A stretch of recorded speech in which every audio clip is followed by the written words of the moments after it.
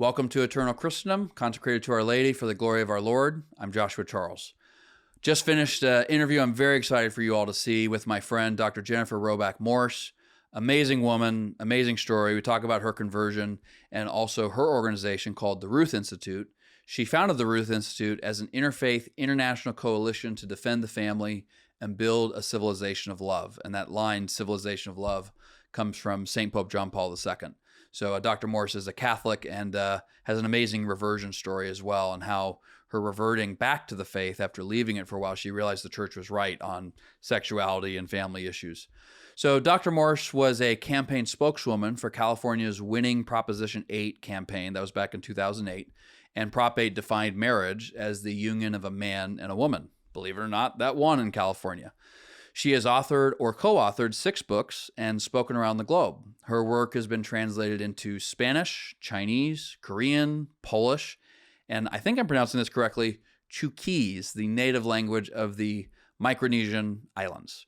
Her latest book is The Sexual State: How Elite Ideologies Are Destroying Lives and Why the Church Was Right All Along.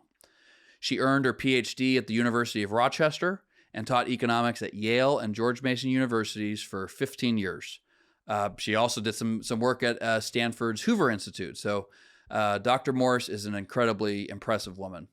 So in 2013, she was named one of the Catholic Stars of 2013 on a list that included Pope Francis and Pope Benedict XVI. So some pretty big names there.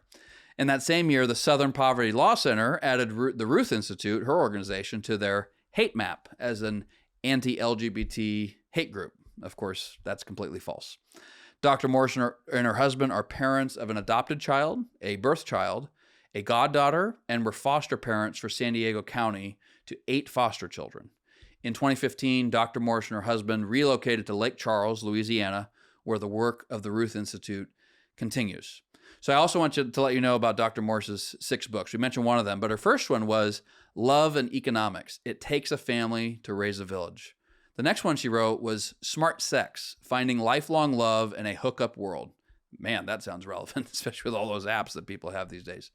Her third book was 101 Tips for a Happier Marriage, and this was co-authored with Betsy Kirkes. I think that's how you pronounce her last name. Her fourth book was The Sexual Revolution and Its Victims. Her fifth book was 100 Tips for Marrying the Right Person, co-authored with the same lady as before. And like we said before, her 6th and latest book is The Sexual State: How Elite Ideologies Are Destroying Lives and Why the Church Was Right All Along. So without further ado, I look forward to presenting you my interview with Dr. Jennifer Morse. So welcome, Dr. Morse. It's an honor to have you. And I've been looking forward to this discussion. I know you've talked with my sister, Nancy, about her miraculous conversion. And so today we're talking with you not only about your conversion or reversion to the Catholic faith, but also the Ruth Institute, your amazing organization. And but before we do that, we do a quick little prayer and patron saints. And you asked me to ask St. Michael for his prayers, correct? Yes. He's your guy. He's your guy. So we'll just, yeah. He was my patron before I was born because I was baptized at a St. Michael's church in Ohio, you see. So he's been looking after me for a long time. Yeah. Wonderful. All right, well, we'll get started. In the name of the Father, Son, Holy Spirit. Amen. Hail Mary, full of grace, the Lord is with thee. Blessed art thou among women, and blessed is the fruit of thy womb, Jesus. Holy Mary, Mother of God, pray for us sinners, now and at the hour of our death. Amen. St. Michael the Archangel, pray for us. St. Ignatius of Antioch, pray for us. Guardian angels of Dr. Morse, myself, and everybody in the audience, pray for us. In the name of the Father, Son, Holy Spirit. Amen. All right. Well, you seem like a woman on a mission. So I want to just kind of get out of your way and just ask some good questions that kind of get things going. So we're talking about the Ruth Institute. And before we get into things, I just want to read the pop-up that comes on your website because I think it's so great. And I think it probably encapsulates so much of what you're going to talk about. And the pop-up is, in this house, we believe kids need their mom and dad. The sexual revolution destroys lives. The sex of the body can't change. Children are a blessing. The human person is meant for love, and you know it's true. So there's a lot put into that. So how do you want to start? Do you want to start with your kind of where you personally started, or why don't you go as you would like to go? I would just like to say that I'm glad you like that sign. That it's a knockoff on the BLM yard signs. Of course. And I would just like to say it took me 20 years to write that sign because boiling it down like that. Exactly. Being succinct is really the heart of genius. You have to think about things very deeply to express it. I have a dear mentor that has a 50 word or less rule. And he says, if you can distill your communication objective down to 50 words or less, then you really get it. So. Yes. And you have to handle your material a lot to get to that point, And so one of the things that I feel strongly about is to make it as accessible to as many people as possible. And to come to the point, I spent many years in academic life, and I don't know how many academics but as an academic, I was used to having a captive audience for 50 minutes 3 times a week, and if they didn't understand what I was talking about, I just flunked them. It wasn't my fault, right? And so it's taken me a long time to get out of that frame of mind and realize if the audience doesn't get it, it's on me. It's not on them. You know what I mean? I have to make it as accessible as possible. So that yard sign idea that we came up with it was a bit of mischief, and we go for a bit of mischief. That's part of the vibe that we have over here at the Ruth Institute. But at the same time, we're dealing with deadly serious issues. But we try to do it in a spirit of fun because this is not a sprint. This is a marathon, and you got to pace yourself. If you're really going to be serious about undoing the culture of death and going against the sexual revolution, it's not for the faint-hearted, and it's not where, okay, I'm done, I can rest now. Pace yourself and keep going. And we're talking about a lot of issues today that IVF, contraception, divorce, hookup culture, feminism as well. And I'll have questions for you because, like, I have a weekly Catholic men's group where some of them are married. They're very fruitful marriages, and some are not. And so, but a number of the participants are from Gen Z. We've got a good generational. We've got some Gen X, millennials like myself, Gen Z. Those born since like 1996, 2000. You see different estimates for when the generation starts. But it's very interesting to hear their thoughts. They're the first generation raised completely on the internet, so pornography and everything, the dopamine rush of social media, all that stuff that comes with it. And so I will be very curious to get some of your thoughts in light of what I see myself, but also just from a lot of these people who are, the generation before me and what they have experienced growing up in this kind of culture. Because there are some encouraging things happening in the younger generation thing. Also some potentially very disturbing things. So we'll talk about that. So let me just remind people, if I could just read what your organization website says about what the Ruth Institute is. Okay. Because I think it'd be good for people to know. It says the Ruth Institute is a global interfaith coalition equipping Christians to defend the family and build a civilization of love. And that line comes from St. Pope John Paul II, right? You bet. The civilization of love. Okay. I get all my best stuff from him. Just footnote. Absolutely. Just footnote. I didn't make this all up myself, everybody. Sure. Yeah. Well, you didn't design the family. God did, right? Exactly.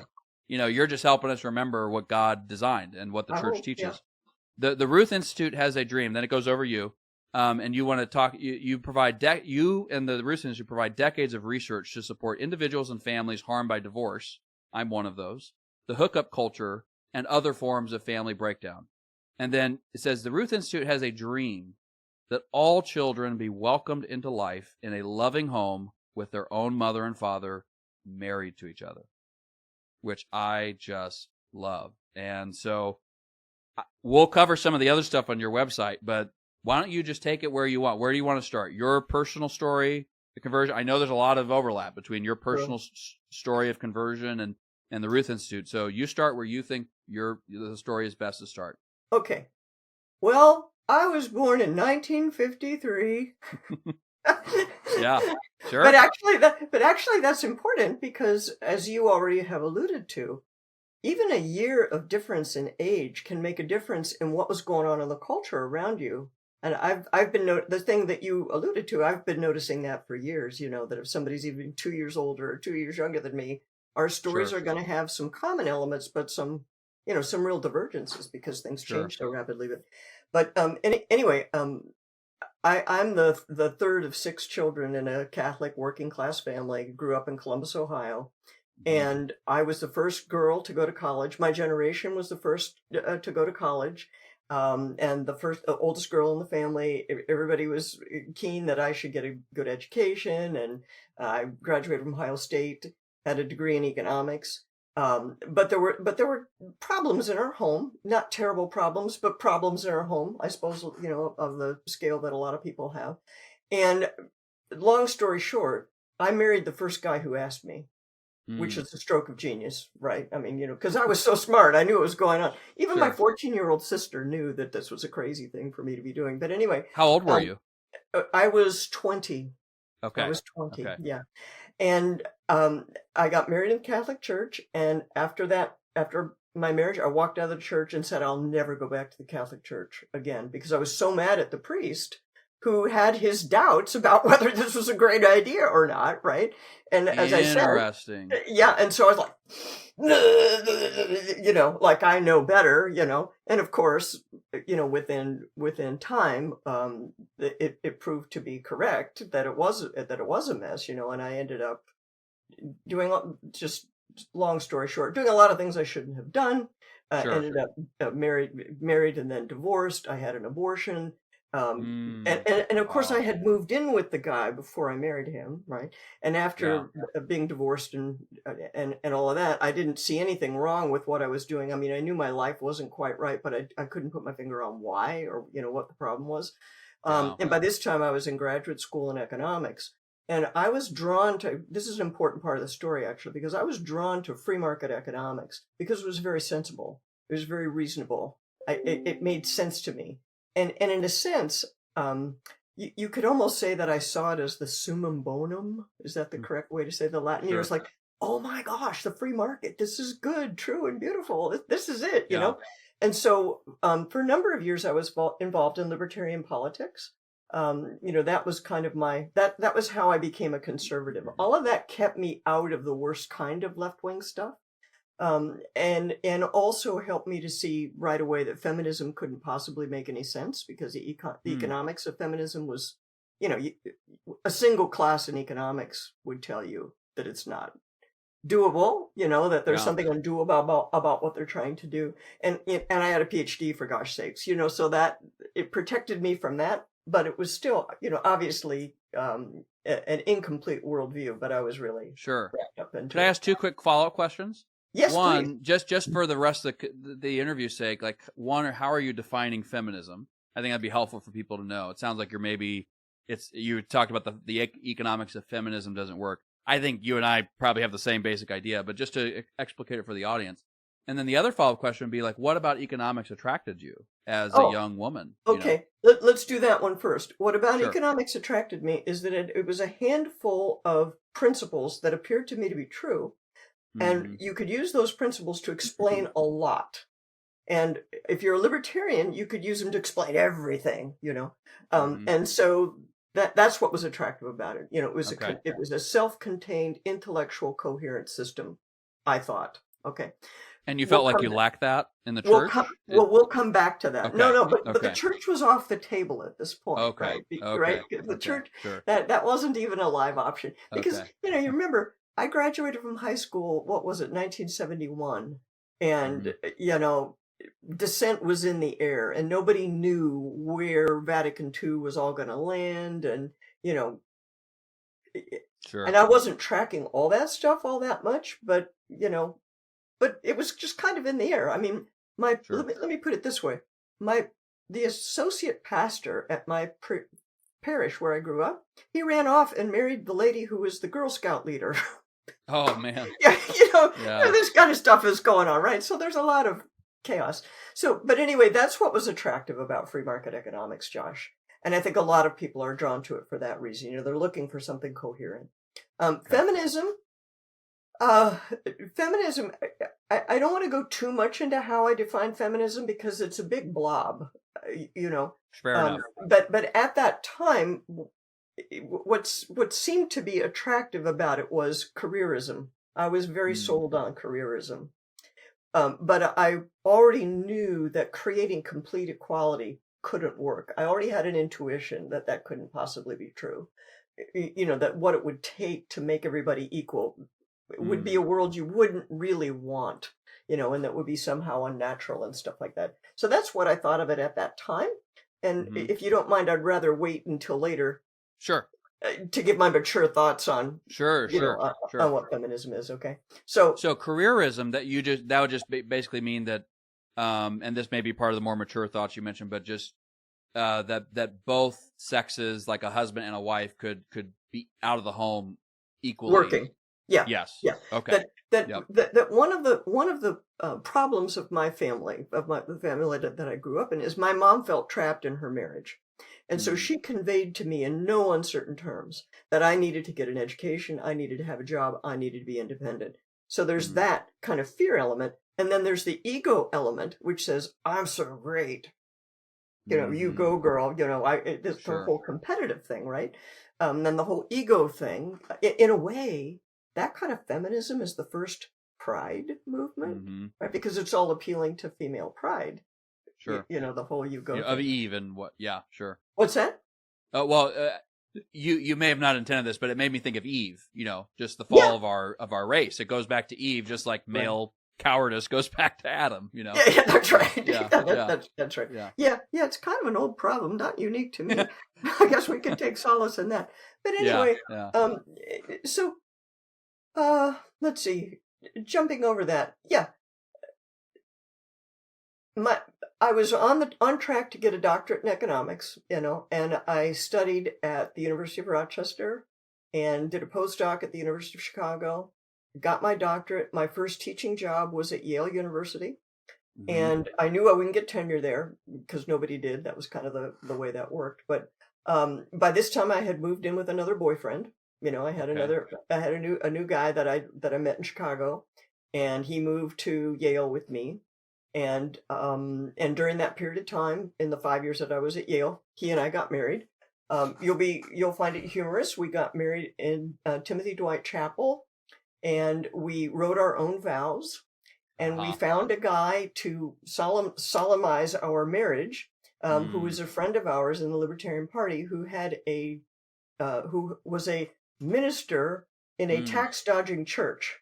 And he was British, and he wore his Oxford robe, and it sounded all very official. Did he put on his wig? No, no wig. No wig. No wig. Okay. But it was a beautiful thing in the following way. We were taking a plunge towards each other. My husband and I were taking a risk, because both of us had a similar kind of history. His wasn't nearly as bad as mine, but we both had a kind of history.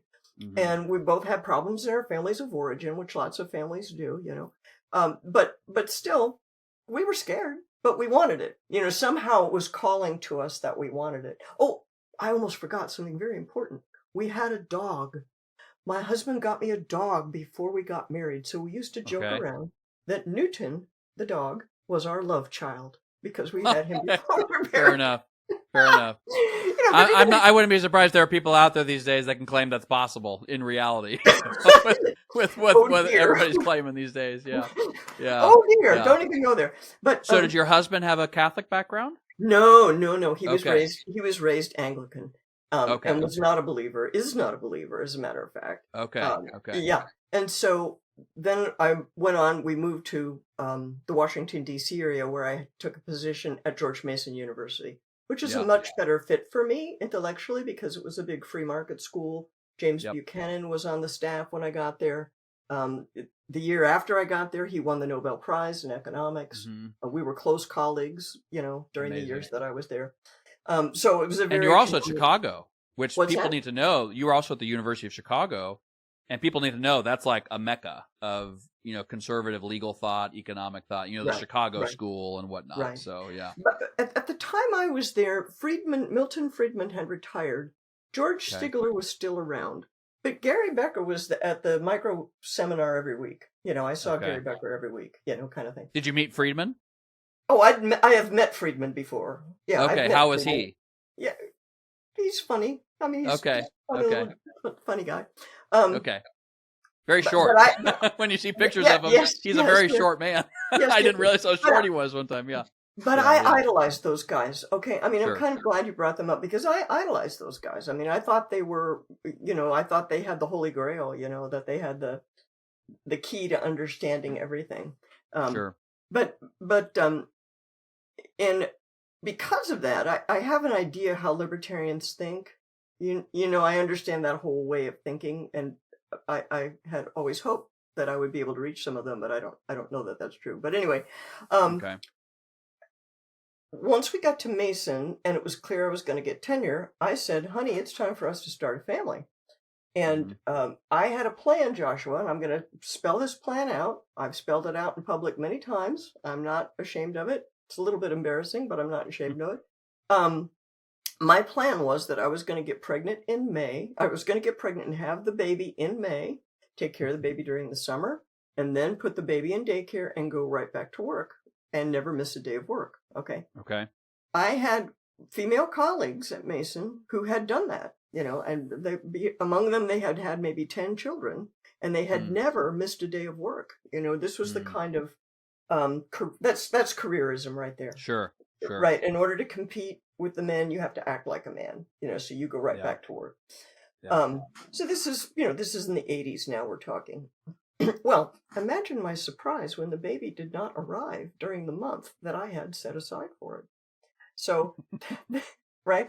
It wasn't keeping the schedule, So, So this threw me. That was the spiritual crisis right there. That was the point of conversion, was right there with the infertility crisis, because this is the first time in my adult life that I couldn't get what I wanted by working harder, sticking to the script, trying harder, being the smartest person in the room, all that kind of stuff that was supposed to be important. It had been working for me, except that underneath I was having a lot of problems, underneath, I was still having night terrors from the abortion. I was still having anniversary anxiety. I don't know if you've ever heard of that. It's where I have not. Among post-abortive women, it isn't unusual for women to be upset or depressed around the time of the abortion every year when that comes around, or around the time when the baby would have been born. It's like somewhere in your psyche, that, gee, it's November, I should have had a baby. Where's the baby? So I was still having all of that, and this is now 10 or 12 years after the fact. This is all going on. And the infertility is what brought me to my knees and back to the faith. Long story short, I ended up going to the campus minister at George Mason, who heard my first confession in 12 years, and was very good to me, very gracious to me. And interestingly enough, about the post-abortive stuff, I had been to many therapists during this period of time. And every once in a while I would say, do you think the abortion could have had something to do with it? And they'd always say, nah, couldn't possibly have anything to do with it. So I go to Father Selinsky, Father Bob Selinsky, if you're there. He's still a priest in Arlington. He's a wonderful priest. Father Bob says to me, he says, do you believe that God can forgive you? And I'm, I don't know. Do you believe God is taking care of your baby? God is taking care of your baby, So anyway, Father Selinsky brought me back. But look at here.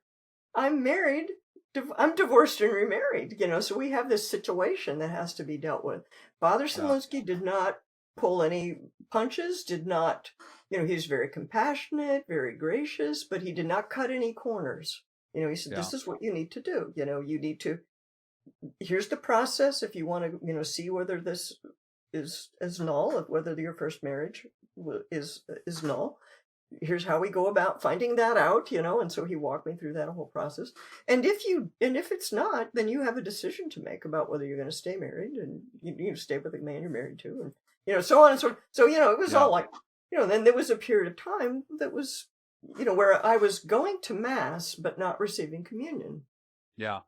And this is all because just maybe for non-Catholic members of the audience, in case most people probably are aware, but the church teaching about there is no such thing as divorce, Christian divorce, and therefore there is no such thing as remarriage. Correct. If you are validly married, you're married until the death of either yourself or the spouse or your spouse. Correct. And so Correct. that's what you're referring to. That is exactly what I'm referring to. Yeah. And, already, even though I hadn't thought about it very much, already I saw the sense in what he was saying. It was more like an intuition than a full 100% embrace of it, but I saw the sense in what he was saying. And also, Josh, I didn't trust my own judgment anymore. I realized that I had been, kind of careening around doing what I thought and saying the church is full of baloney. And it was kind of turning out that if I had done what the church was telling me, I probably would have been better off, like it would have saved me a lot of problems, Yeah. So this is a period of time where I'm returning to the faith and deepening my trust in the church's teaching, So anyway, where were you between, you graduated in 71, I think you said. From high school. From high school. You get married. You leave the church the same day as the wedding, sounded like. Right. 1974. So where were So where were you between 74 and whatever this date was in the 80s, your May, when the baby didn't show up? Where were you religiously during that period? Nowhere. I know you weren't Catholic, but were you atheist? Nowhere. Were you okay? Just lukewarm, didn't really care about, like, it just wasn't relevant? Like God or yes, or, I think I can't honestly say I was ever a full-blown atheist, but I felt like it didn't matter. It didn't matter. And I had Protestant evangelical friends in high school who tried to invite me to their church, and I had a Baptist boyfriend, and I had some familiarity with Protestantism, but it didn't appeal to me particularly. Sure. There was nothing else calling to me, in the way that some people would have. So did you think religion was silly? What's that? Did you think religion was silly? No. Or anything like that? No? Not exactly. I just can't didn't care. Yes. I would say I was indifferent. Yeah. Indifferent. Okay. I was too smart for all that. But I wasn't smart enough to think it all the way through. Yeah, sure. Right? Or too lazy to think it all the way through. Like, I wanted to do what I wanted to do, and but you didn't look down on religious people per se, like some atheists do, like thinking, religion's for the weak little people, the proletariat, to keep them. No, I wouldn't. The opiate of the masses. Yeah, I wouldn't say that. Okay. Yeah. Okay. And your husband, he comes from an Anglican background, but you were saying he was not a believer, and to this day is still not. Okay. Correct. Correct. Got it. Yeah. Okay. But anyway, how did he think of this transition? What was? I'll tell you something.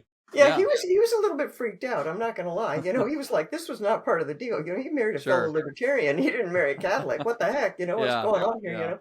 So, so while I was going through the process of pursuing the annulment and so on, which eventually I got, eventually they did come back with a decree of nullity, and I'm aware now, in a way that I wasn't at the time, that often a lot of these decrees of nullity, it's like, really? I mean, really? I've heard a lot of abusive uses of that.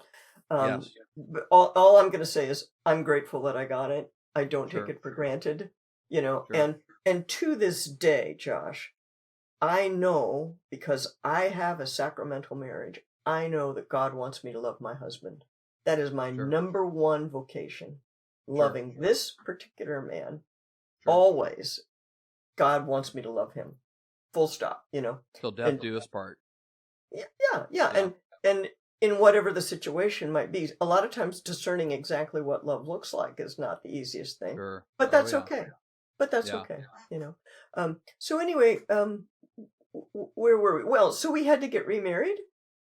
We had to have another marriage ceremony, and he was very gracious about it. It's like, it didn't mean anything to him, but it's like, okay, this is important to her, so I'm going to do it. And the day that we went to the church to do it, he said, I'm kind of nervous, which I was very touched by. I felt that was very charming. And looking back on it now, it means more to me today than it did at the time.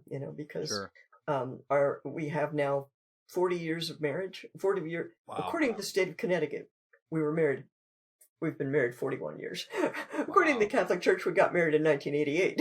So, the year I was born. Yes, year I was born. See? And I'm about to turn 37. So when you know what? My son is your age. Now we're getting to my family. Now we're getting really to my family. Okay, so this whole infertility deal. All right, this whole infertility deal. This is so interesting.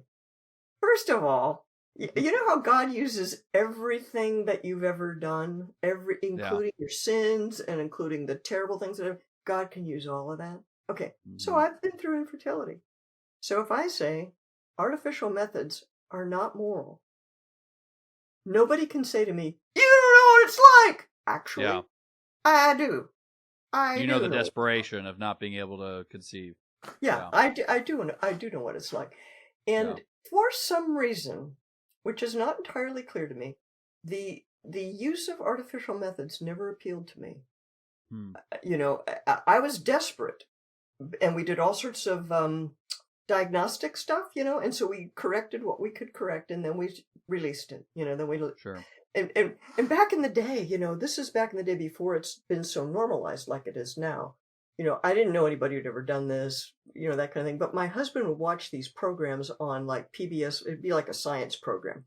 Oh, look at this cool thing we can do. You know, and he's like, wow, that was really cool. And I'm like, ew, I'm not doing that. No way I'm doing that. You know, and you're talking about, just because I'm not super familiar with the types of treatments beyond like IVF, are you primarily talking about IVF? Yeah, that's basically what I'm talking about. But also donor sperm, donor egg, that kind of stuff, you know. Oh yeah. You know, that thought went through my mind, you know, because people suggested it. Oh, you should call this lady. She did it. And you talk to her, you know. Yeah. But I felt like I couldn't. Even if that were called for, I wouldn't want to do that to my husband. How can you, you know, let's say he's sterile and you're not. You're going to go get somebody else's sperm? How could you do that to him? You know, what? And, you know, I'm a baby Catholic here, right? I didn't read Donum Vitae. I don't know what's going on, right? But it's just kind of an instinct. And what is Donum Vitae? Just for the audience who maybe doesn't know. It's the instruction that Ratzinger wrote, come to think of it, in 1987, right around the same time that I'm going through all this, right? He wrote this instruction in 1987, just clarifying what you were allowed to do and not allowed to do in this area, you know. And so our guys called it, okay, Protestants, listen up. You're still trying to figure it out. Our guys thought of it way back there. They already had it figured out, you know. But anyway, the disconnect that it would create between a husband and a wife. And since this, you know, many years later, I've now encountered a lot of people who in one way or another have been part of a family that is fractured along these type of lines. You know, where one party's so determined and off they go, and then very, very hard on the marriage and very hard on the children, and in ways that they haven't thought about, you know. And I can't say I was smart enough to know that ahead of time. I wasn't. It was the grace of my baptism. It was the grace of my confirmation. It was my Uncle John praying for me from heaven. You know, I mean. Yep. Well, I was actually going to say, you were saying, I'm not sure why. And then, well, there's part of the answer. I also think to the extent that your love of economics as a sort of rational view of the world helped you on the natural level as well, kind of have this connection with reason and rationality. No and question. if I could just put a framing thing in here really quick, because I think this will help, not to displace your story, but just, so obviously eternal Christendom is all about getting into the sources of the great tradition and helping people become, remain, and deepen their lives as Catholics. And, you know, I came from a Protestant background, whatever. But the way it's related to all this, just again, just so people have an understanding of this, is the natural law. Yep. Because basically everything the church teaches on sexuality is natural law. It's not, you don't have to be Catholic to perceive it or believe it. If your reason is working properly, you should agree with Catholic teaching on sexuality. Catholic teaching on marriage has an element of reason, but then there's supernatural revelation when it comes to the sacramental nature of marriage. So that part requires being Catholic and assenting to the faith, right? Assenting to what God has revealed and taught through his church. But all of these things are related to the natural law. And, you know, in Eternal Christendom's logo, we have the cross in the middle. we've got the 10 Commandments, the 2 tablets of the law representing Israel at the top. And then on the bottom right side, sorry, it's all reversed when you do these interviews, right? On the bottom right side, there's a Parthenon representing Greece and reason and philosophy. And then on the bottom left is the Colosseum representing Rome, so law and institutions.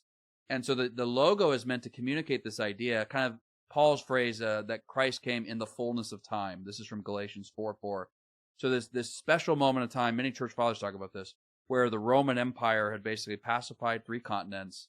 The Greeks had gotten as far as you could get with unaided human reason, without the effects of divine revelation. And then the Jews were awaiting the Messiah. And then the divine logos assumes humanity to heal and save it at this particular moment.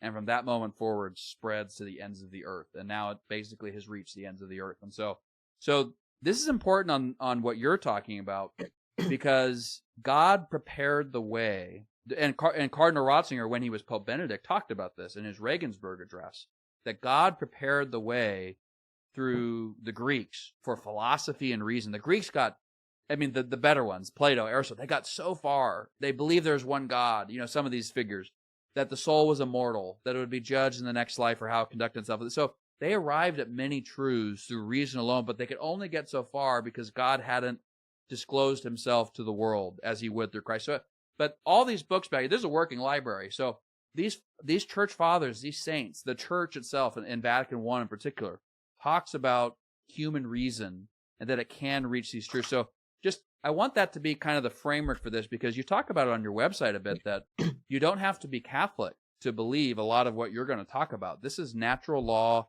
properly functioning reason kind of stuff.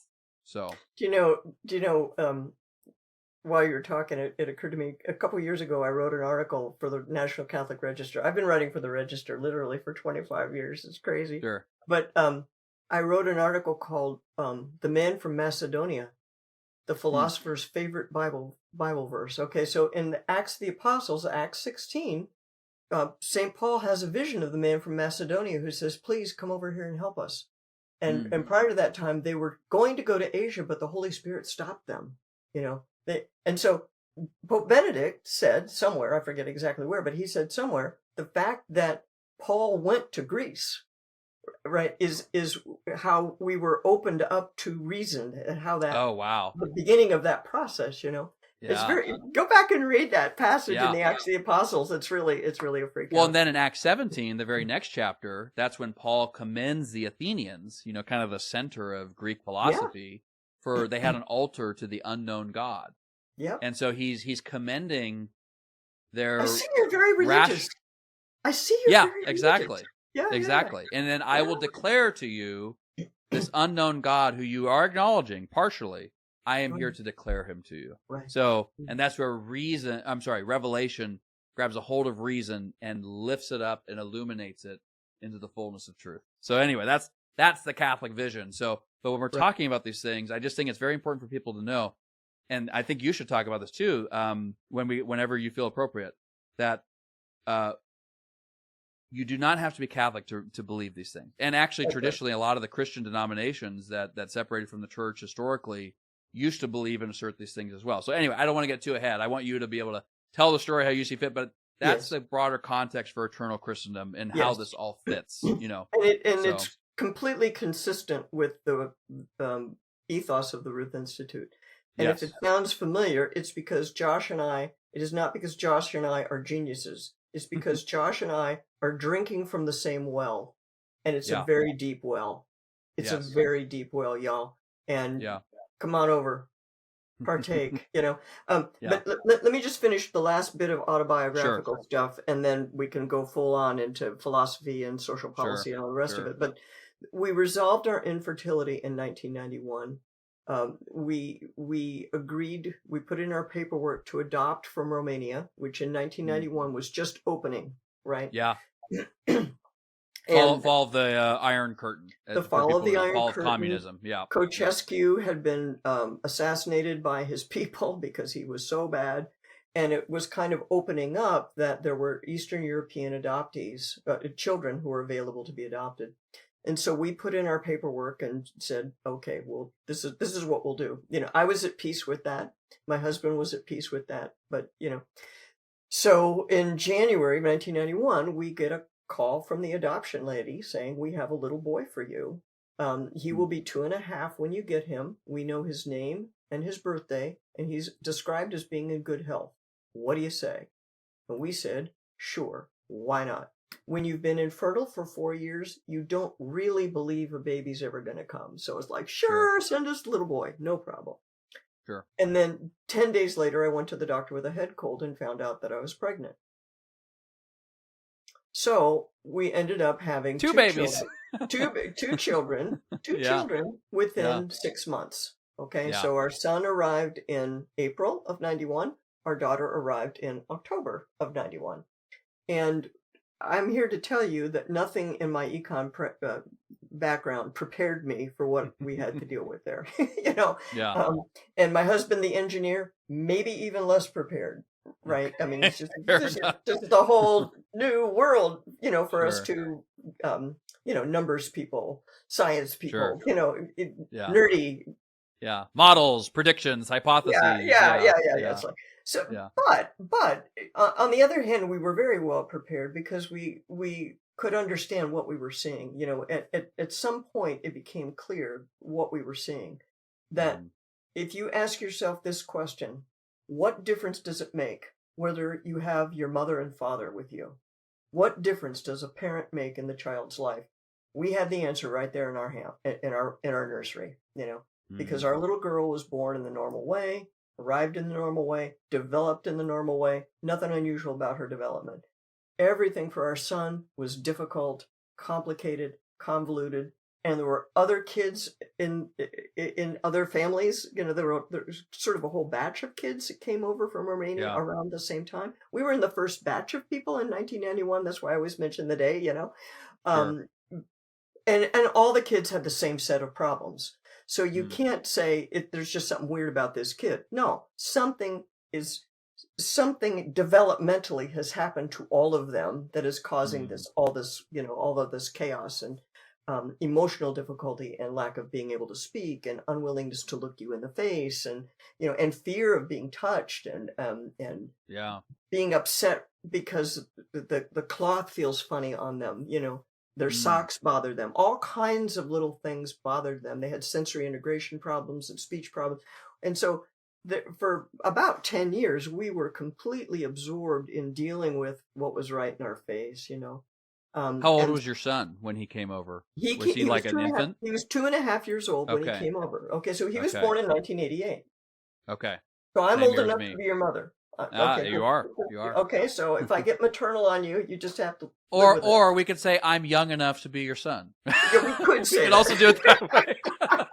Because I'm getting to 37. I'm starting to feel a little old now. I feel good, but I'm starting to feel like, oh my gosh, this is like way too adult for me. So anyway. But anyway, just to wrap up the autobiographical part.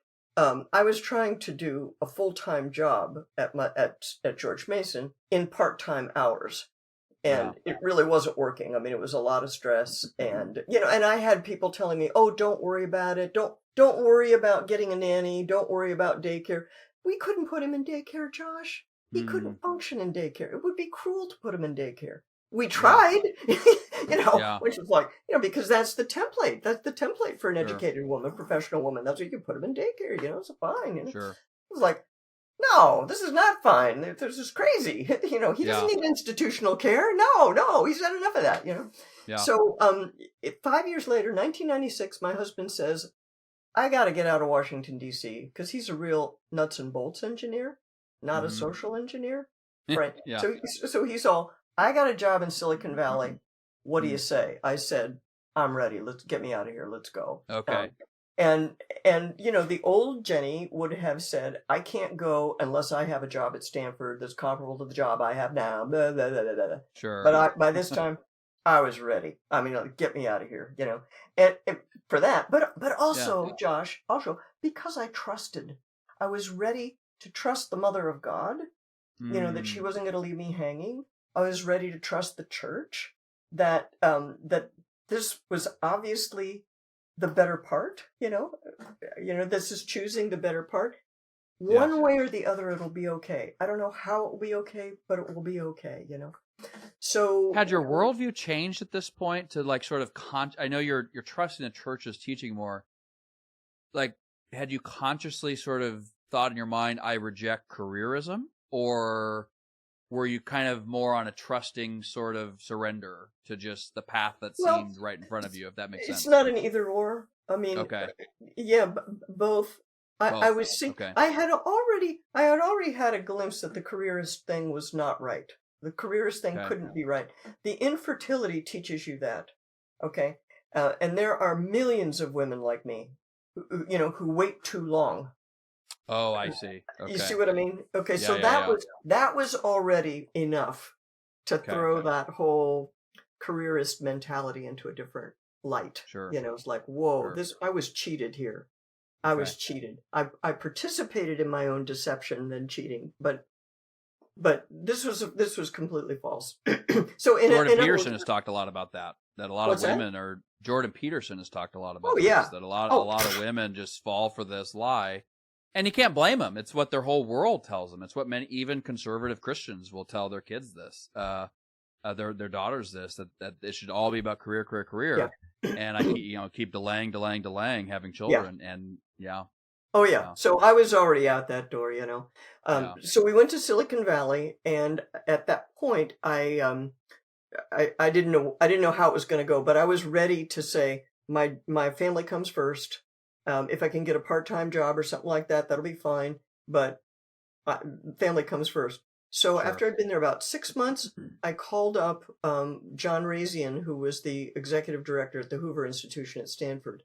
He was also a labor economist, so he knew who I was, And I said, I had a meeting with him, and I said, here's the deal. This is what's happening in my life right now. And I could, if you could find for me a quarter time is reasonable. I could do that, Okay. And he said, this is the easiest job interview I've ever had. Sure. And he gave me a good salary and let me do what I wanted. Basically, it was an exchange. Yale, George Mason, and the Hoover Institution. Just so people know, these are some impressive places. So we are talking with a very impressive woman right now. People already perceive that, but it's these are amazing institutions, and that's great. Yeah, and John, but I want to just give a shout out to John Razian, because that guy, that meant so much to me. In spite of what you just said, Josh, if you know anything about academics, you know that when you give up a tenured position, you might as well slit your throat, because you're finished in academic life, right? Yeah. And there are plenty of people who have that kind of snobby attitude. Well, where is she now? So being able to have a brand name, that meant so much to me, that he helped me in that way, But anyway, during that period of time, I wrote my first book. Here we go. While the kids are at school and all of that kind of stuff, I started. I was no longer doing microeconomics and labor economics and economic history. Now I was talking about the economics of the family, and Gary Becker had something called the economics of the family. That did not interest me in the slightest, because I thought he was really off on the wrong path. He was treating the family as if it were a special case of a market. That is incorrect. Okay? He didn't literally, but almost literally treat a child, the decision to have a child, the fertility decision, as a decision to purchase a consumer durable. A child is a consumer durable. Yeah. Yeah, exactly. Yeah. This is completely incorrect. And the way I used economics to study the family is to say, look, in economics, we study systems. We ask ourselves, if you change the price of eggs over here, what happens to this market over there? What happens to this market over there? What happens to the supply, demand, blah, blah, blah, blah, blah, right? Elasticity and stuff. You're used to thinking about a whole system. Yeah. And so when I started to see the psychological significance of childhood, and then realize, holy guacamole, these kids really need their mother and father. If your mother and father are not present, what you get is not a delay of growth. You get distorted growth. You get growth that never happens. It's supposed to happen. There are a lot of problems. And so viewing it as a social system, and you go, okay, so that means if the baby needs their mom, who's going to take care of the mom while the mom's taking care of the baby? Okay, so she needs dad. Dad needs to be in the background to take care of mom while mom's taking care of the baby. And then as the child matures, the child needs each parent a little bit differently. You need something different from your mom when you're 10 than you did when you were a baby. And you need something different from your dad than you did. And the father's role becomes more significant the older you get. I think there's no doubt about that. So while all of this is taking place in my family, I'm seeing, the problems. I'm interacting with a lot of professionals that I never would have come in contact with if I were straight econ prof, right? I mean, econ profs don't normally interact with speech therapists and sure stuff like that. Yeah, exactly. Stuff is coming into my world that couldn't have come any other way. Yeah. And you just see the breakdown of the family is catastrophic. It is catastrophic. It is not a small deal. It is a huge deal. Yeah. And some of these kids aren't going to recover. It's not like you can go paste a Band-Aid on later and it'll all be okay. There are a lot of problems that we're dealing with. So the first book that I wrote is called Love and Economics. And the original this will amuse you. The original subtitle of this book was Why the Laissez-Faire Family Doesn't Work. Interesting. Yeah, and you can sort of see where I was going with that. Allowing everybody to do whatever they want will not result in the invisible hand somehow raising your children for you. That will not work. Right? So this is just another point for people to have in mind when we're having this discussion, because I will have a lot of questions. Growing up in a Reaganite household, there's a lot about President Reagan I like. There's a lot about, a lot of things in the conservative world that I like. But it was so interesting that those of us who had the family-friendly values also tended to be the most laissez-faire. Right. And I think we're in a time period right now. I'm seeing it with my generation. I'm definitely seeing it with Gen Z. And I think a lot of this has been, catalyzed by some of the stuff President Trump has done in a good way, like his bringing tariffs and trade agreements, or whatever. It that goes against the consensus most of us grew up with, that free trade and the marketplace is this rationalistic sort of system where people make rational choices and blah, blah, blah. And as long as they have maximum choice, that automatically leads to prosperity and good things for everybody. And I think a lot of people are realizing that's a lie. There's some significant truths in it. There's some significant truths in it. We don't want a statist system where the state is controlling everything, micromanaging everything. But so when you're saying that, so you in the 90s, then you were realizing that there is an issue with this approach to economics. Yeah. Interesting. Yes. Now, so this book was my attempt to try to get the economists to take the family more seriously. To see that, to say, well, if people agree to get divorced, then that should be okay. If people agree to move in with each other and cohabit, that should be okay. That there were consequences to that. And all of the consequences, Josh, in my opinion, flow from this one big problem that we have in modern political philosophy overall, which is the following.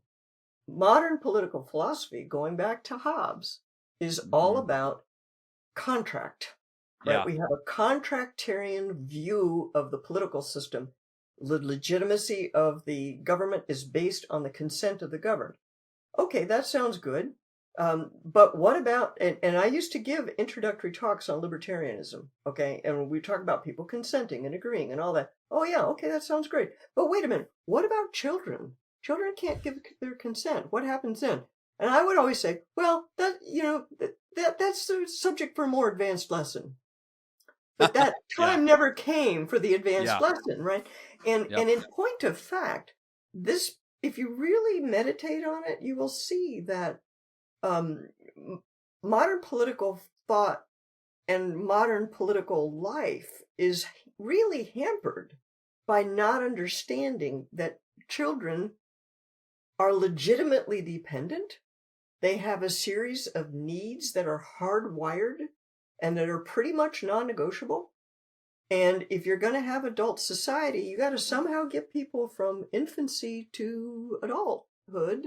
And that does not happen in any kind of laissez-faire manner. There is no invisible hand that will raise your baby. You know, that's brilliant. I'm working on a book right now with Scott Hahn on the American founding.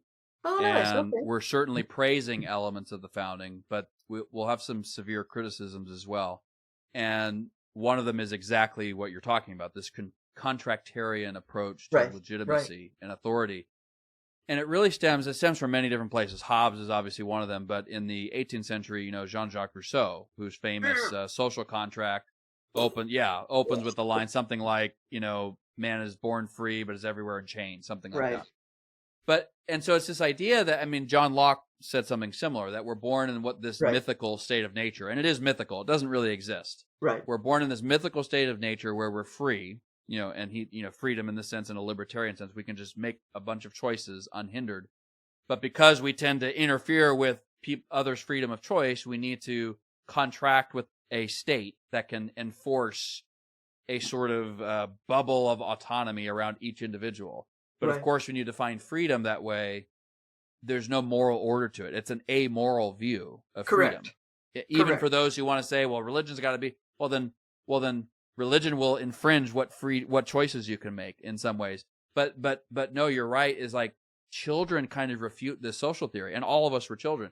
We come into existence without consenting to anything. Our parents have rightful authority over us. We didn't consent to that. We as children have duties to our parents. We didn't consent to that. Right. And so the family itself, you're totally right, just blows to smithereens this philosophical attempt to account for the nature of politics. It doesn't work. If all legitimacy comes from consent, then all of us are illegitimate. Right. All of our parents are illegitimate. Right. In other words, none of them can answer the question, what happens to the next generation? Yeah. If all of you all got together and agreed to something, and then now a child is born, hey, what about me? I didn't agree to any of this stuff. Do I have to obey? You know, I mean, they have no answer to that. Literally. No, I got something else to show you. Sure. Okay. Do you know this book? Do you know this book, Family Politics? I don't. Oh, you need to know this book. Okay. All right. This is my buddy Scott Yenner. Okay, he is a he's political science guy at Boise State in Idaho. Okay. If I'm not mistaken, he's a West Coast Straussian, if that means anything to you. Okay. Yeah. This book, he goes through and he asks the question, if you look at major political figures, what do they have to say about the family? And so he's looking at Locke, Rousseau, Hegel, John Stuart Mill, Marx, Engels, et cetera, feminism. And none of them, according to Scott, who has the training to read all that stuff, which I don't, I don't know. I'll take your word for it, for what they said, but he knows what he's talking about. According to him, none of them have a stinking clue what's going on with the family. Yeah. I mean, that's the short version of the book. Yep. Until he gets to the very last person, was this guy called Karol Wojtyła? Maybe you've heard of him, right? Yeah. The future Pope John Paul II, just for people who don't know. Yeah. Oh, he has a clue. He knows what's going on. Yeah. And Yenner, it turns out, I thought, who is this guy? How do I not know him? I mean, he must be Catholic. Why do I not know? He's a Missouri Synod Lutheran, is what he is, actually. And he has 5 kids. The whole thing. But anyway, but you guys should look at this book. If you're doing that'd be great. Family for politics. the project you're talking about, you should definitely do that. Absolutely.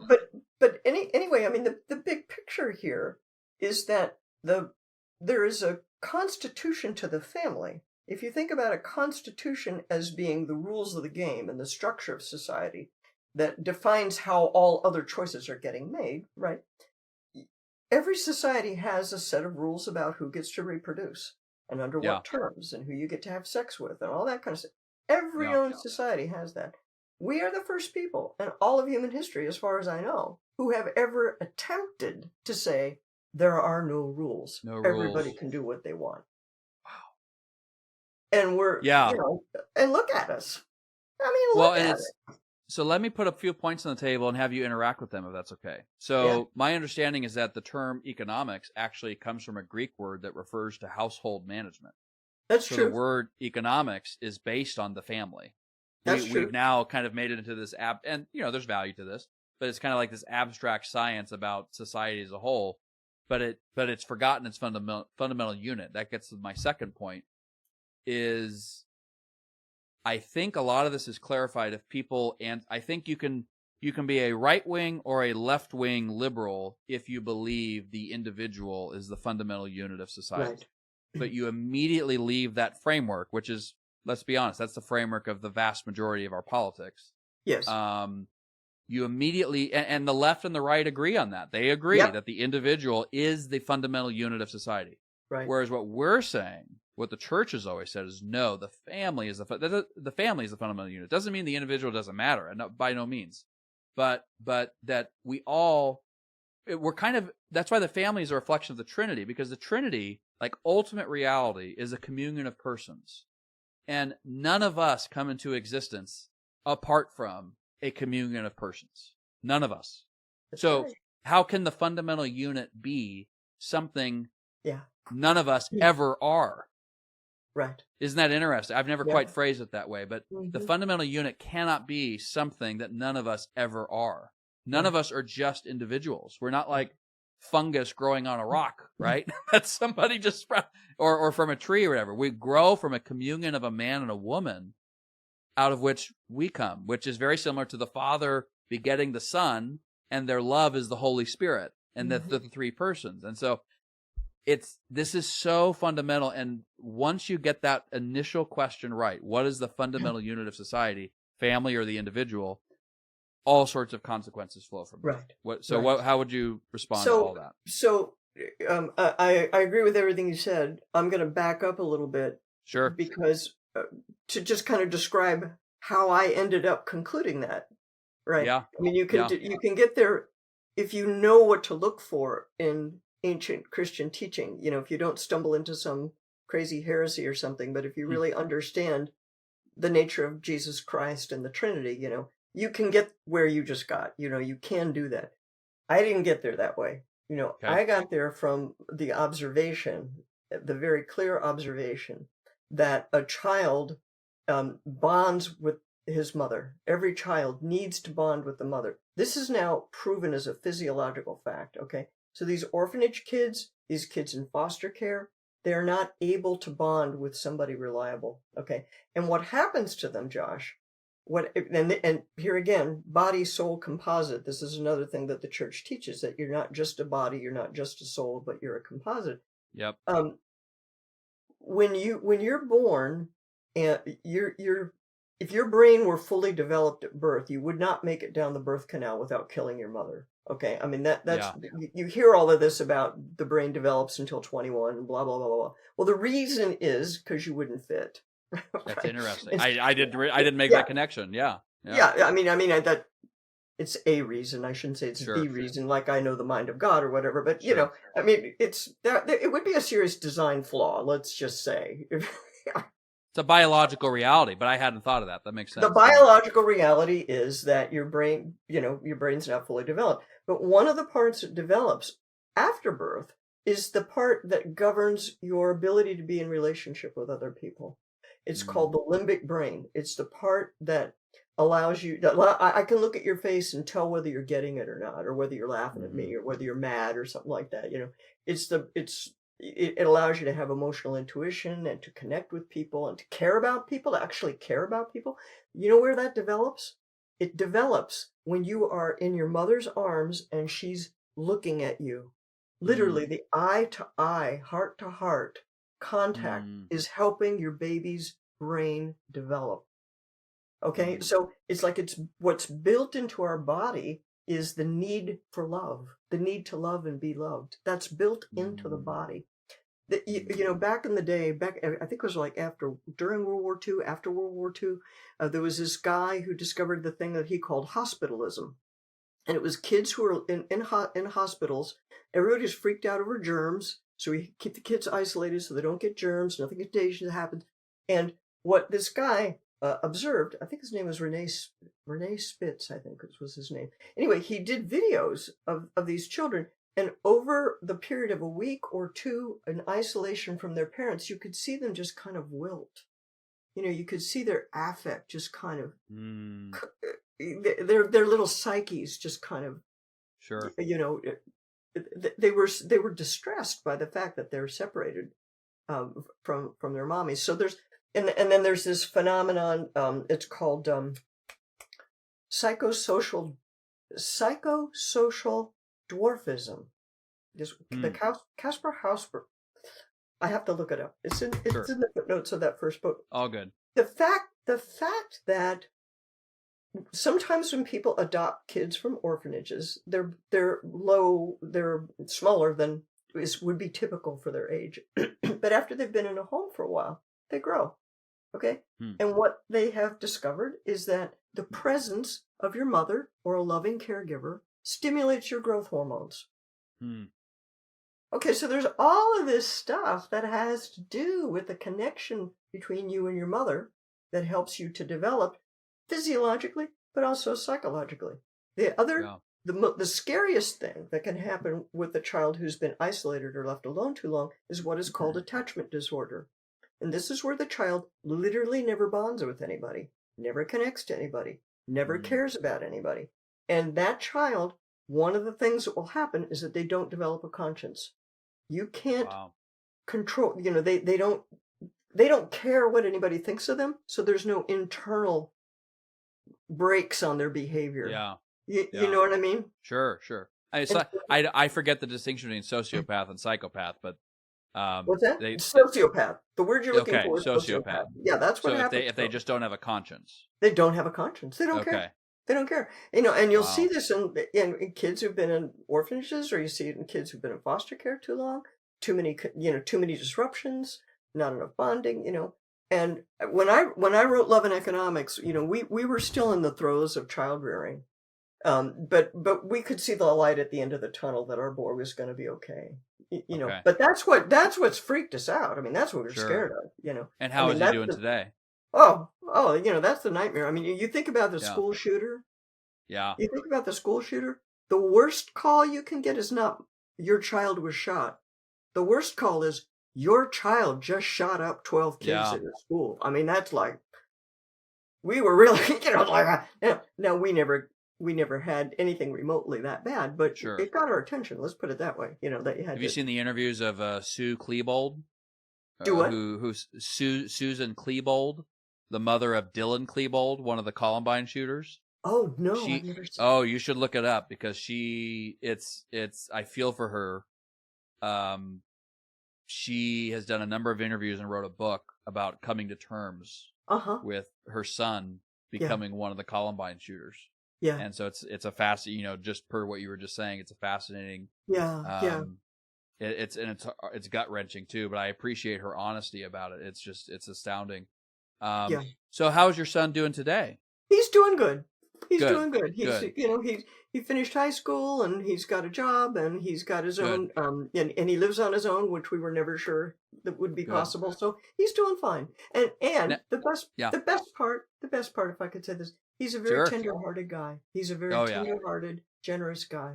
So wonderful. That means a lot to me. Well, I had always heard about these studies. I think it was Romanian orphanages where they'd have these babies that didn't have had none or limited contact with, their mother, of course, but also just with anybody. Yeah. And that they kind of exhibited some of the features you're talking about. Was he in one of these orphanages? Yeah. Yeah. Wow. So your son is one of these babies, or was? Yeah. Wow. Yeah. Wow. We never went over, so we didn't see it ourselves, but we can, sort of imagine. Here's another interesting thing that parents will be interested in. You'll see, this is visual, so I know you do a podcast, but a lot of times orphanage kids will rock themselves. They'll rock back and forth, or they'll shake their head back and forth. You know what they're doing, Josh? They're trying to rock themselves. Attention. They're trying to rock themselves because that stimulates part of the brain as well. Our speech therapist told us that if you put your child in something, and some speech therapists do this, they'll spin them. They'll put them in like a little spinner, and they spin around, and kids think it's great. You spin kids around, and and so kids who have a speech issue, whatever it is, they found that if you spin them a little bit before the speech therapy session, they learn faster. They learn more. There's a part of the brain that you're stimulating when you do that is somehow mysteriously, miraculously, divinely connected with language development. So, when you as a dad or you as an uncle or whatever, you have this instinct to bounce the child on the knee, throw him up in the air, spin him around. It's completely functional. I mean, it's like it's built into the body. And we all know it. It's just so funny. We had, like you said, I had never like what as you're saying, and I'm like, why do I just want to like bounce a baby? It's like, where the heck did that come from? Yeah. But the thing is, I mean, when you put all the pieces together, you realize this is a beautiful thing that God has done for us. God has built all of this into the body so that we need each other, so that we're radically dependent on one another, and that we feel good when we're hugging somebody. We feel good when we're, when somebody smiles at us, we feel good about that, Yeah. So it's, I mean, I have a lot of questions about the attachment stuff, but if you wanted to keep going with your biographical side before we get to that. No, I'm done with biography. Okay. Well, because we haven't gotten to the, so because we haven't gotten to the founding of the Ruth Institute yet. So I'm kind of curious how that came about. I mean, obviously it's very related to this. So do you want to just cover that and then we can get into more of the particular issues? Yes. So anyway, what I was going to say about writing this book is I was hoping that that I could talk to the economists. It's all put in economic language. I have a chapter in here about why marriage is not a contract, and try to explain why the contract idea doesn't do justice to what we have to deal with in an ongoing, open-ended relationship, right? And they should be able to understand that the contracts have to be specified, and they can't be fully specified. Anyway, but from that perspective, Josh, the book was a complete failure. No one cared. No one in economics cared. Who was it published by? What? Who was it published by? Oh, a company that's no longer in business. A company called Spence Publishing. Tom Spence, that company went out of business, but Tom Spence went on to be the editor-in-chief at Regnery for years and years. So I knew that name from somewhere. Oh, he's a good guy. He did a lot for me. I appreciate him. But were you able to write about some of this stuff at the Hoover Institution? Yeah, I wrote about some of this stuff there. Yeah, they knew what I was up to. In fact, and did anybody express interest? Let me think. When would that have been? Yes, when this book came out at Hoover, I made the pitch to John Razian that, look, there's this whole social conservative aspect of the conservative movement that you don't really have anybody who can talk to them. So I'll try to talk to them. That will be my role here. And so, there were some people who were interested in it and some people who cared about it. But my other colleagues, not so much. They could. Oh, but here's what I found, Joshua. You'll find this interesting. My colleagues in economics who had some religious faith, they got it. Yeah. And they were grateful for it. And it didn't matter what their faith was, whether they were Jewish or Mormon or evangelical or Catholic. It's like, thank you for writing that. You're making so much sense. Why do you think that is? I have my own theories, but why do you think that is? Oh, I think your theory and my theory are probably pretty much the same. That they already had their faith in some way taught them that the family was important. Yeah. Each one of those traditions has a little bit different take on it, but all of them accept and embrace the reality of the human family. And as economists, they couldn't really quite put their fingers on it, and so I helped them connect those dots, and so they like that.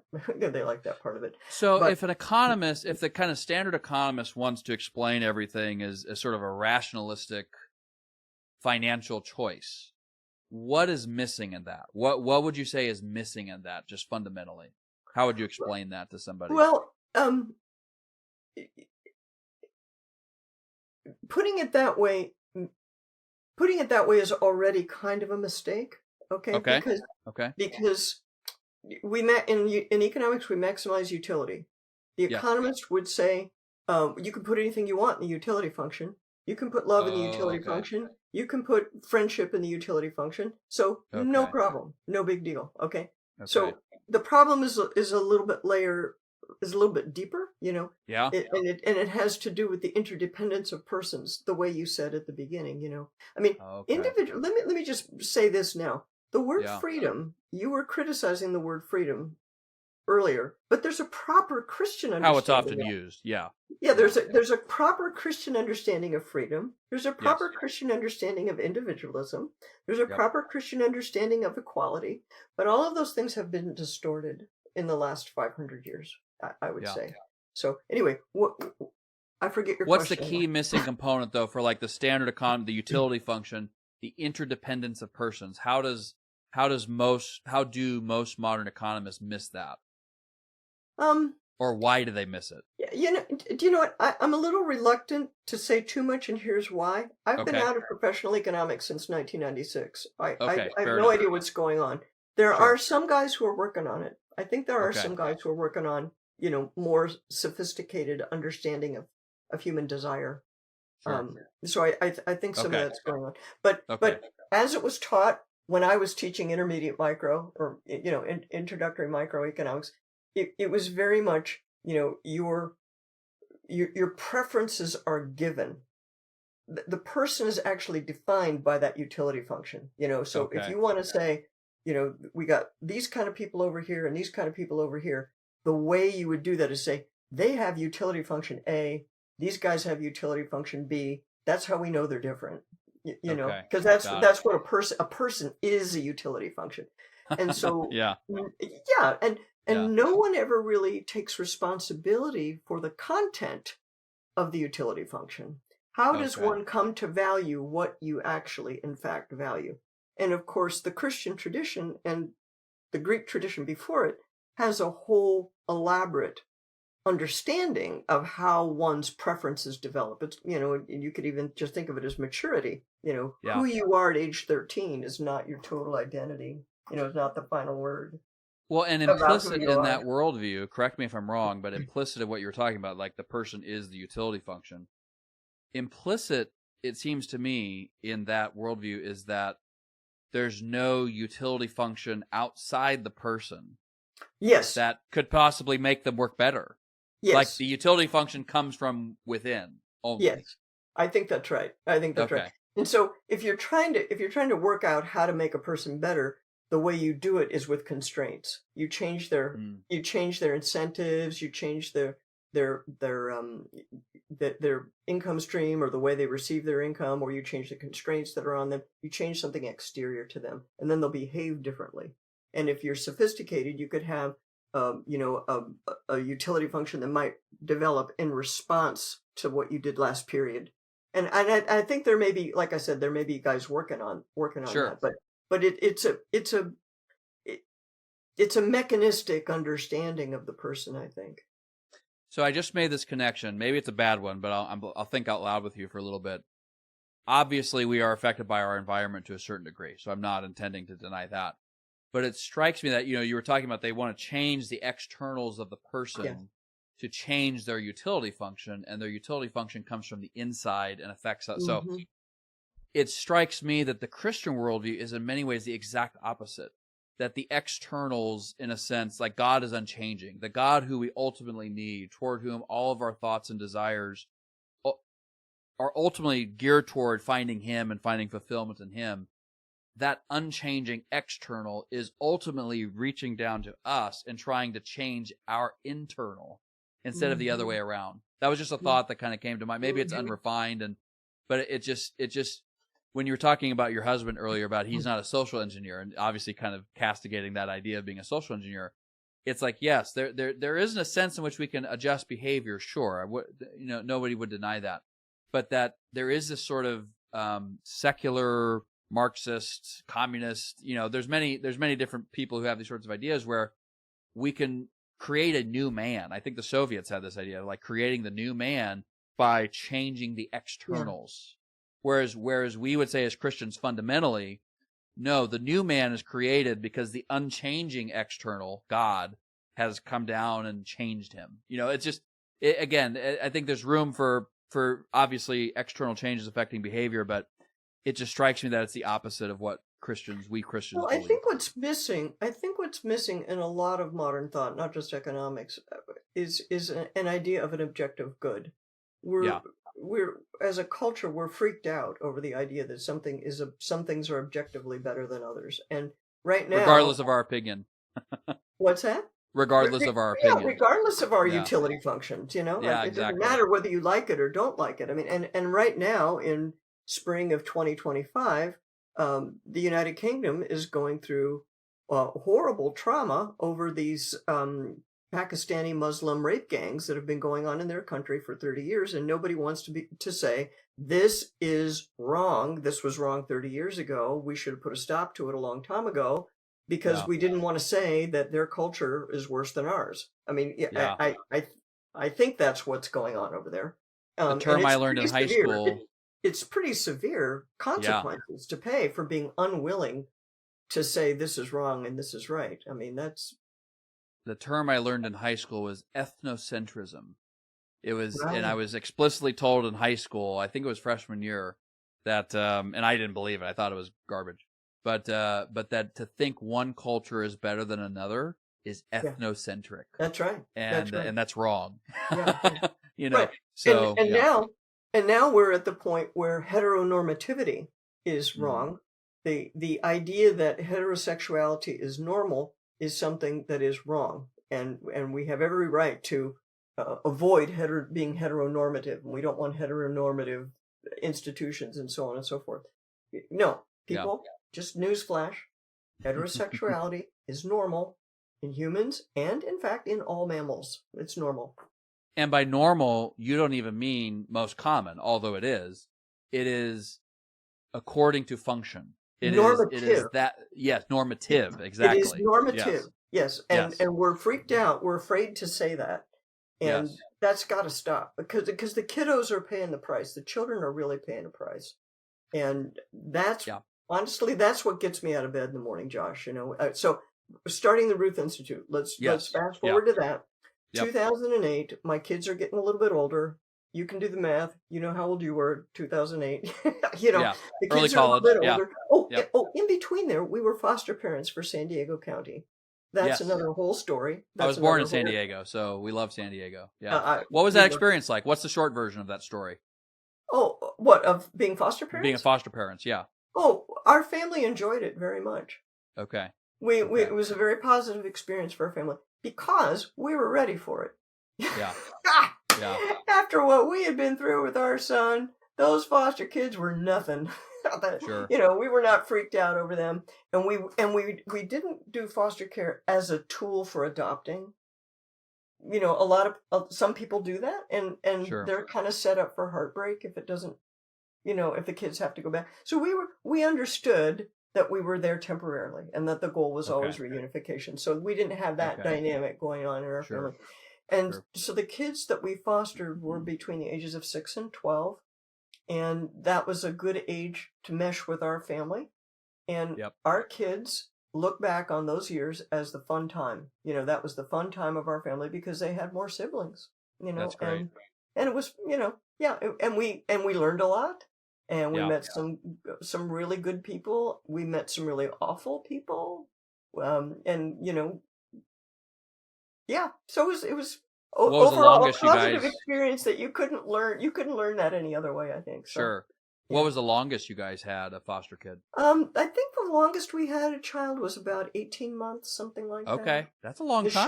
The shortest was more like 2 weeks. Oh wow. Okay. And how'd you guys end up? What? Sorry, how'd you end up in San Diego? Oh,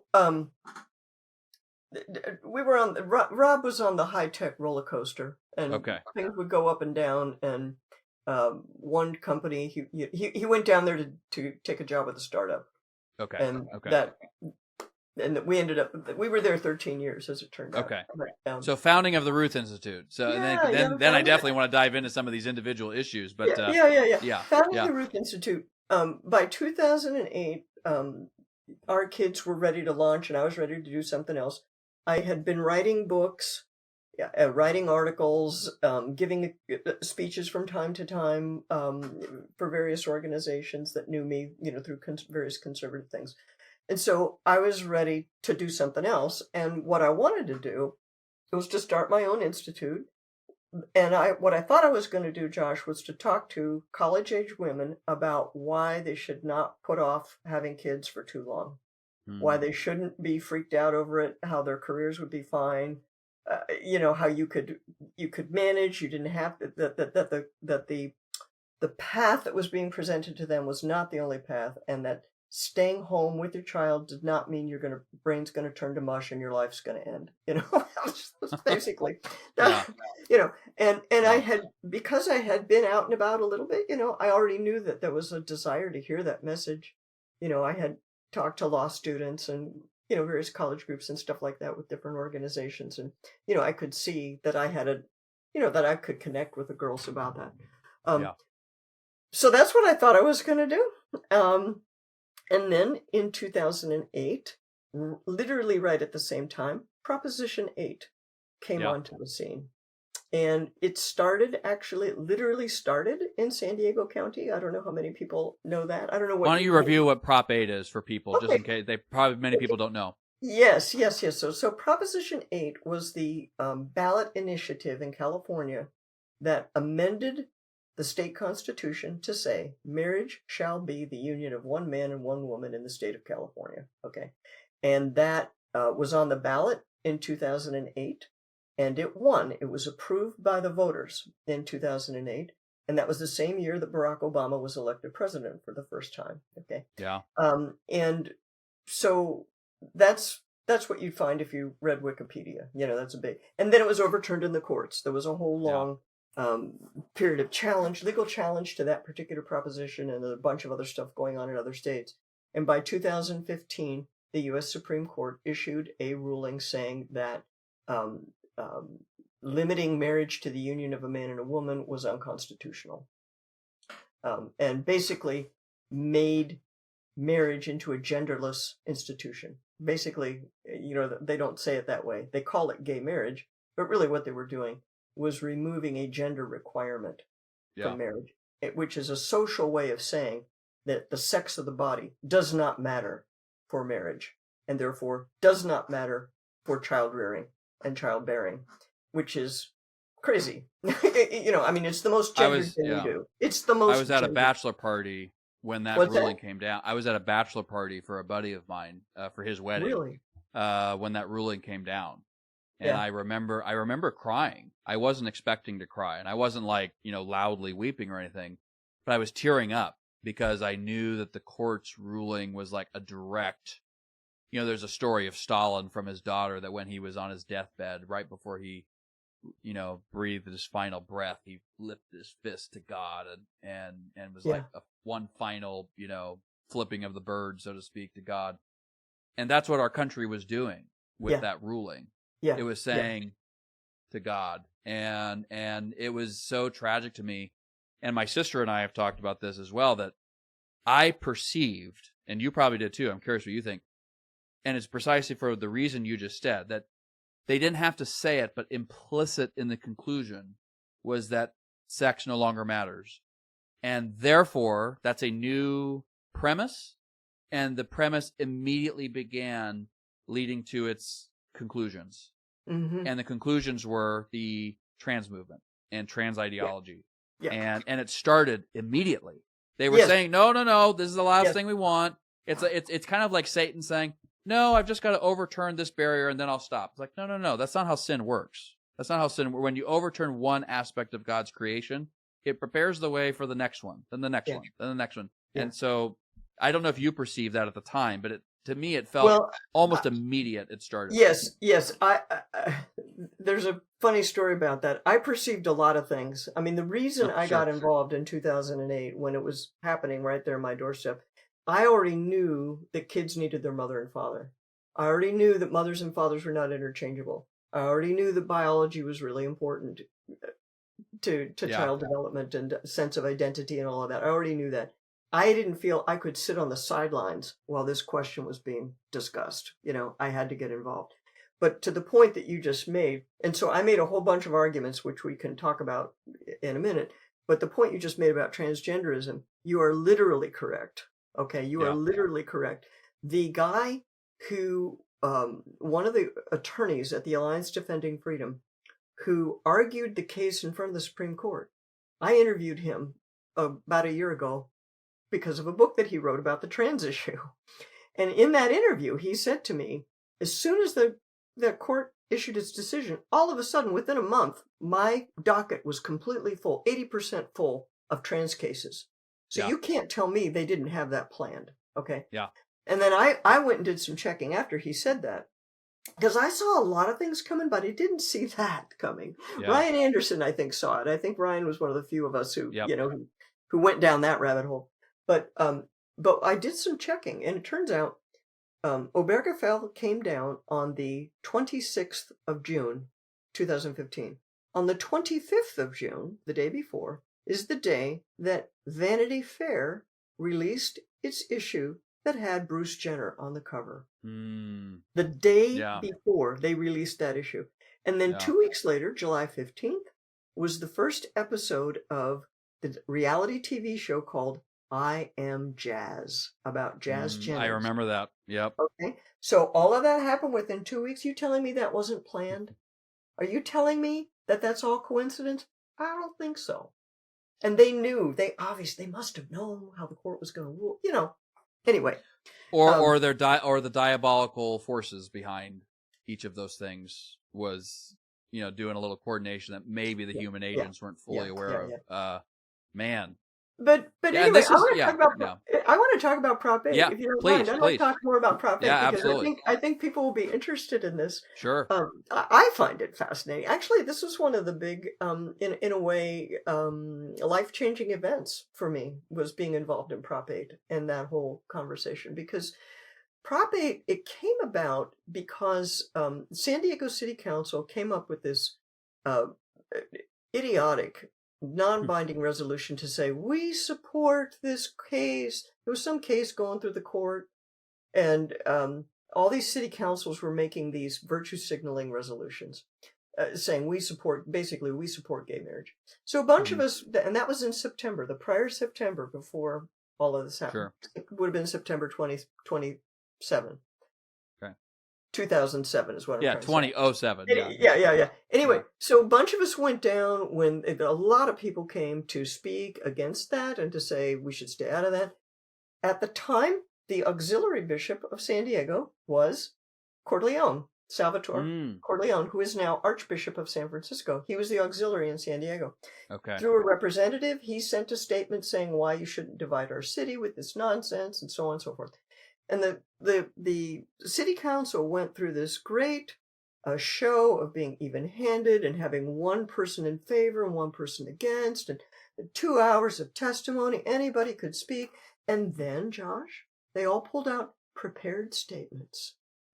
Prepared statements saying, we're going to endorse gay marriage, basically.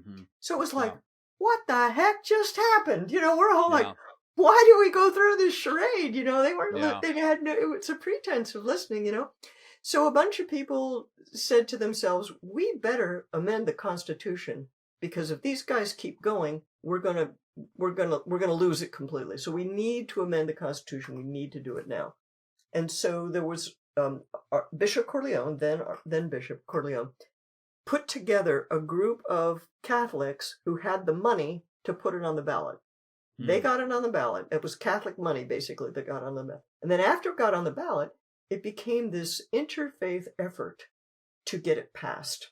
Yeah. And during that time, the friendships that were forged during that time were really something amazing. Okay, so there was a megachurch pastor in San Diego called Jim Garlow, and he got like.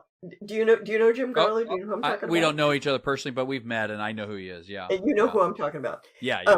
He organized like 1,500 Protestant pastors, to speak out about it. He was having things at his church all the time. Bishop Corleone, tried to get the Catholics riled up. There were a lot of good conservative Catholics in San Diego. Other parts of the state, not so much, but in San Diego for sure. The Mormons got involved. Orthodox Jews were involved. It was a beautiful thing. I mean, and you could feel it, Josh. You could feel the Spirit moving us together. It's like, we're here together doing stuff that, before we were a little standoffish to each other, but it's like now we can't afford that. We don't have time for that. We got to get this done. Yeah. So that was actually a very beautiful experience. And then when the vote came down, the vote by ethnic group was quite astonishing, because it turned out that white Anglos voted for, like, I don't know, 48% or something like that for Prop 8. Hispanics voted 60%. Yeah. And blacks voted 70% in favor of man-woman marriage. Yeah, they all went in to vote for the first black president. Yep. And by the way, while they were in there, man-woman marriage. Okay. Yep. If any Republican had a nickel's worth of sense, they could have done something with that. But they were all afraid of social issues. And the first black president himself had said during that campaign very clearly, I believe in marriage as man and woman. He wanted to compromise on civil unions, but he said very clearly, as did Joe Biden at the time. Right. But apparently, the zeitgeist changed. They both became bigots overnight after 2015. It was pretty obvious they were just flat out lying. Come on, let's not kid ourselves. They were lying, Sure.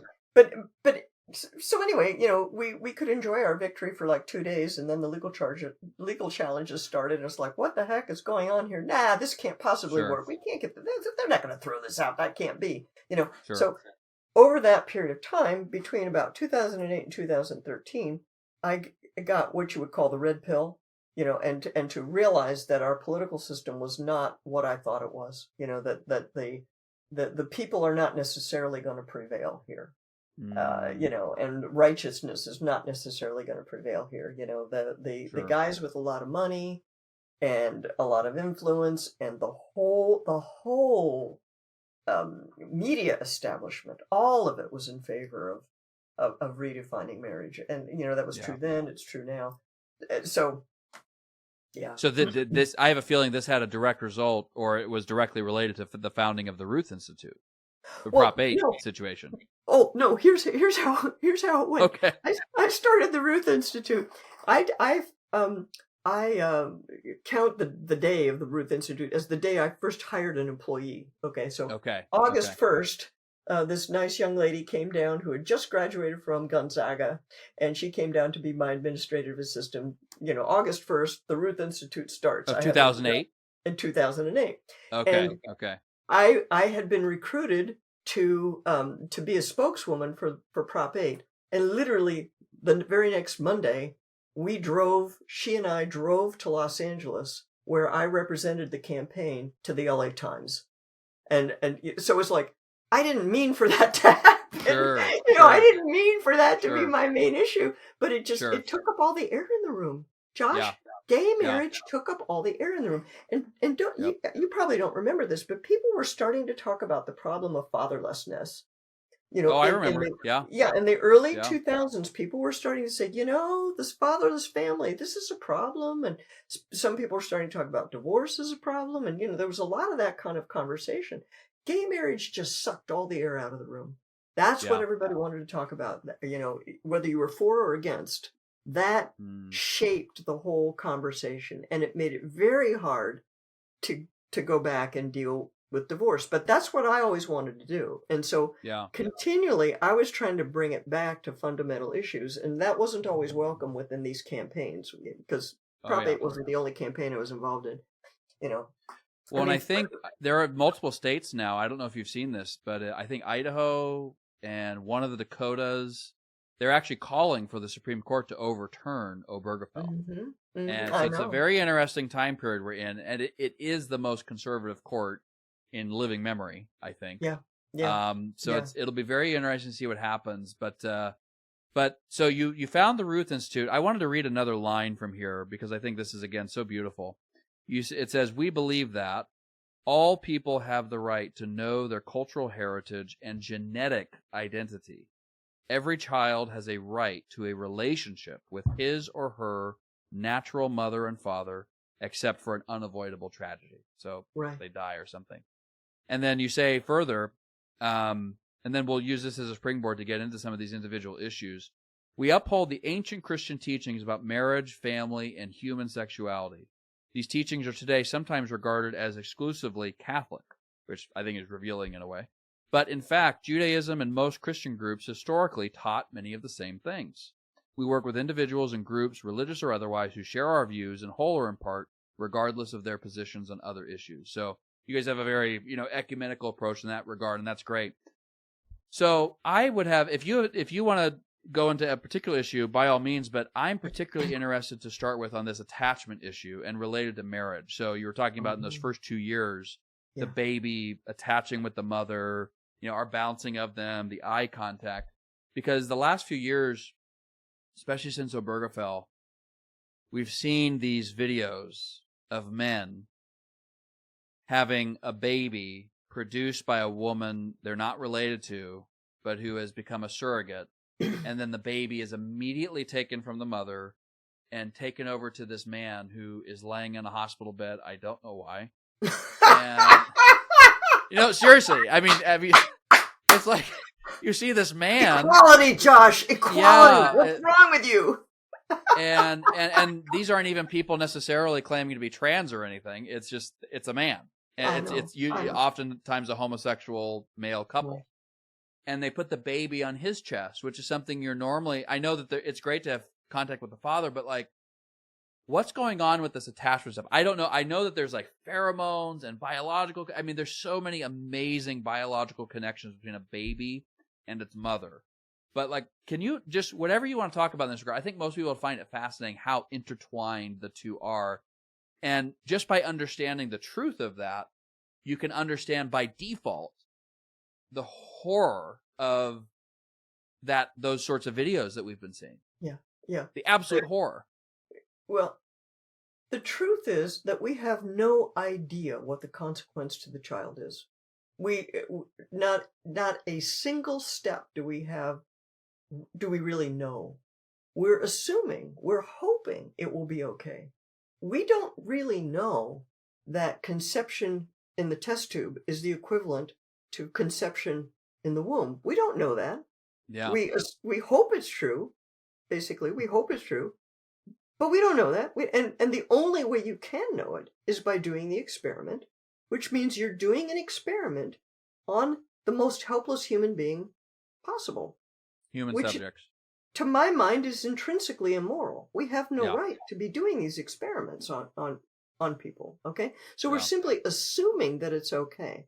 And we're assuming it's some kind of mechanistic things, and once the sperm hits the egg, that nothing else happens. That the interiority of being in your mother's womb is not a thing.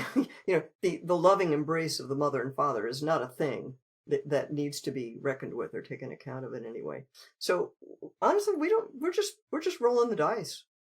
We're just rolling the dice with these kids, And what about the biological reality of when a baby first puts its head on a mother's chest? Like what about that aspect? You know what? I don't know in detail about that. Okay. I mean, I know in general that that's a good thing. I also know, I will tell you one thing. Perhaps some of your followers know this. The woman who founded the La Leche League recently resigned from it, from the board. Which is what? The La Leche League is an organization that was created to encourage and support women in natural breastfeeding.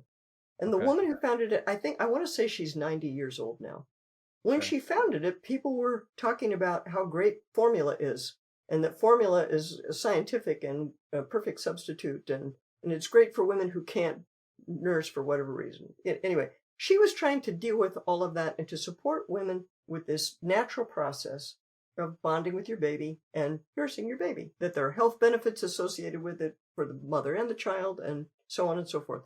She ended up losing control of her organization. She resigned from the board of her own organization because there were people who were saying, we will support anyone who says they're a woman, who says they want to nurse a baby. Okay, so basically men who say they're women wanted the La Leche League to help them nurse their babies, their babies, all in air quotes, okay? Because it's obviously not the same process, those men who are chest feeding, with what they call it, chest feeding, they are not going to receive the same relaxation and bonding that the woman receives.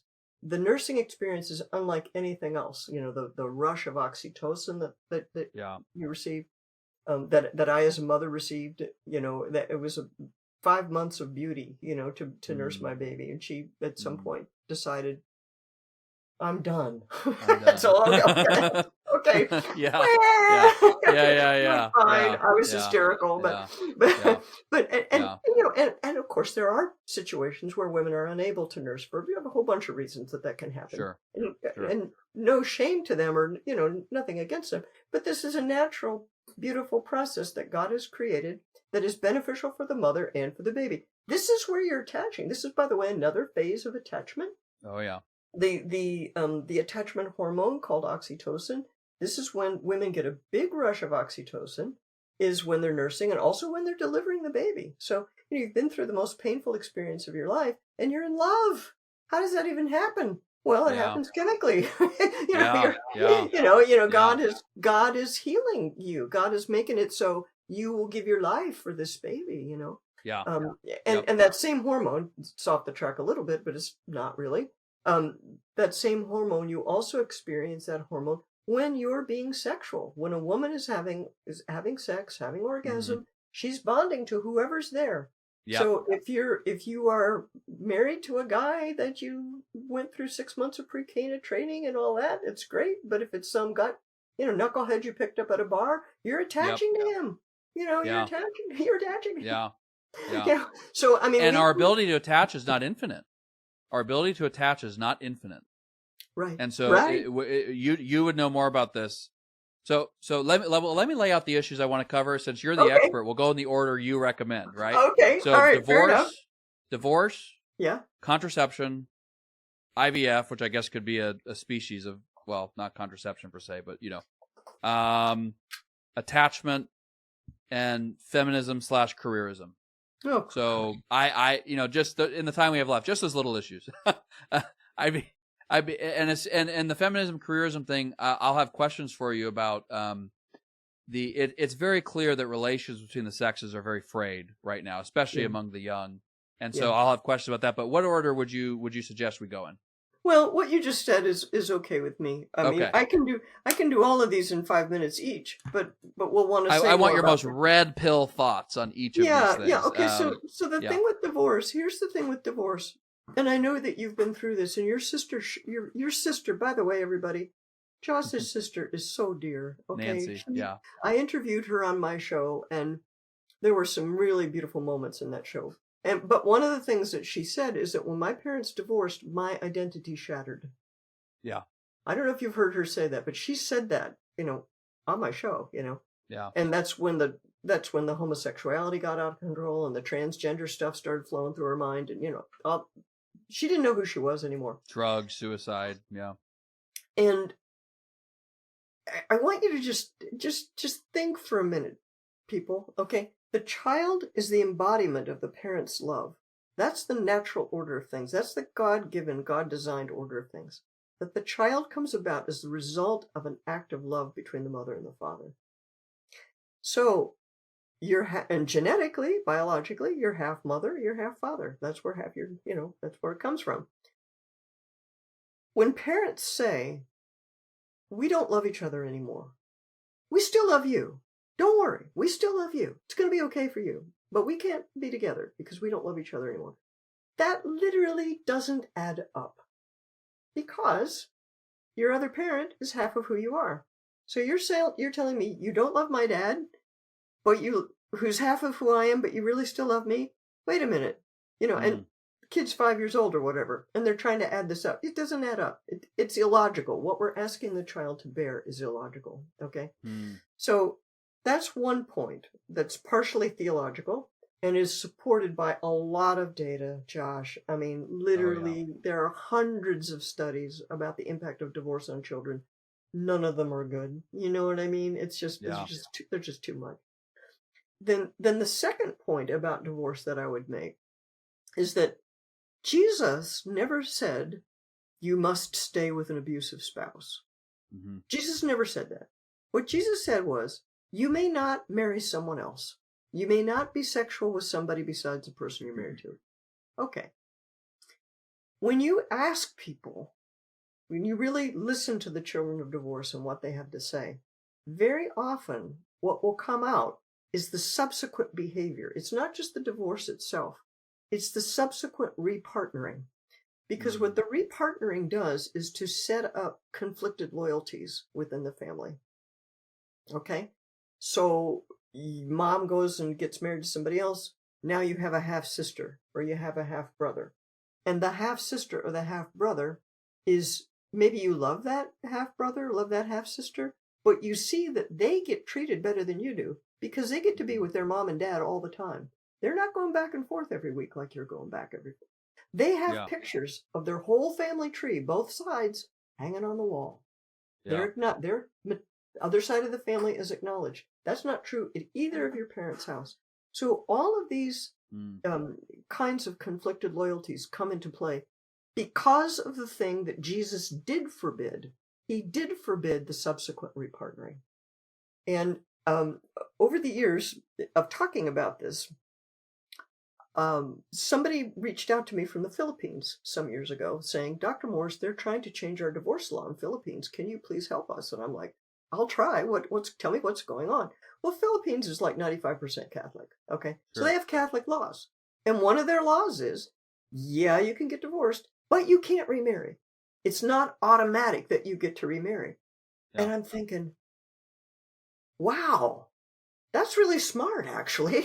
Yeah. Because that changes the incentives to get divorced in the first place. Yep. Totally changes the incentives. And it cuts off this whole cycle of negativity that the children are subjected to because of the subsequent repartnering. So I thought that was pretty interesting. And that I'm just going to leave it right there. Those are the what happened facts. There? What happened with the Philippines? Well, I don't think the Philippines have lost it yet, but the international organizations have been working on them for years. They worked on it for like 20 years to get this so-called reproductive health law passed over there. It's horrible what the international agencies. I am so glad we're defunding a USAID. Yeah. I mean, because they were a source of a lot. They weren't the only group, but they were the source of a lot of that type of pressure and stuff. But anyway. So I have a thought I want to put to you. I want to get your reaction. Okay. I have often said, this is just from my own experience and observation. I've had a lot of wonderful mentors over the years who've had good marriages and whatnot. And so, it's just my practical wisdom. I don't have studies for it, but my sense is that children benefit more. They need to be told that they're loved by their parents, of course, but it's actually more beneficial and more securing to see two parents who love one another more. Like if you have a choice between the two, like exorbitant expressions of love for the child versus exorbitant expressions of love between the parents, you choose the parents. Yeah. I mean, hopefully we got both, right? But so what do you think of that? So I think your intuition is sound. Okay. I don't know that anybody has studied it in a systematic manner. I'm not sure how you would study it, but so I don't know the answer to that. Sure. But in my opinion, your intuition is sound. And the way I would put it is that the love of the parents for each other is the foundation of the child's personality.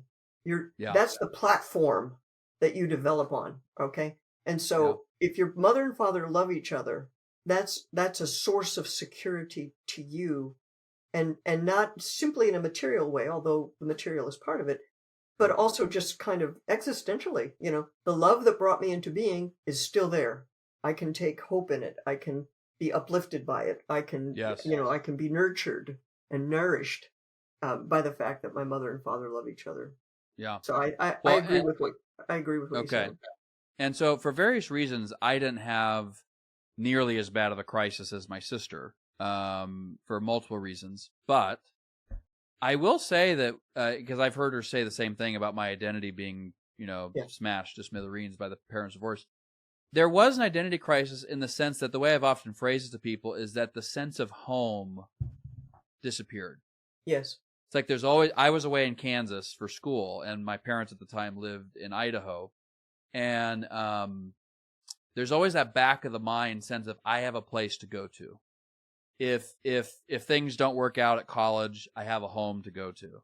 I later went on to law school. If things don't work out at law school, flunk out or whatever.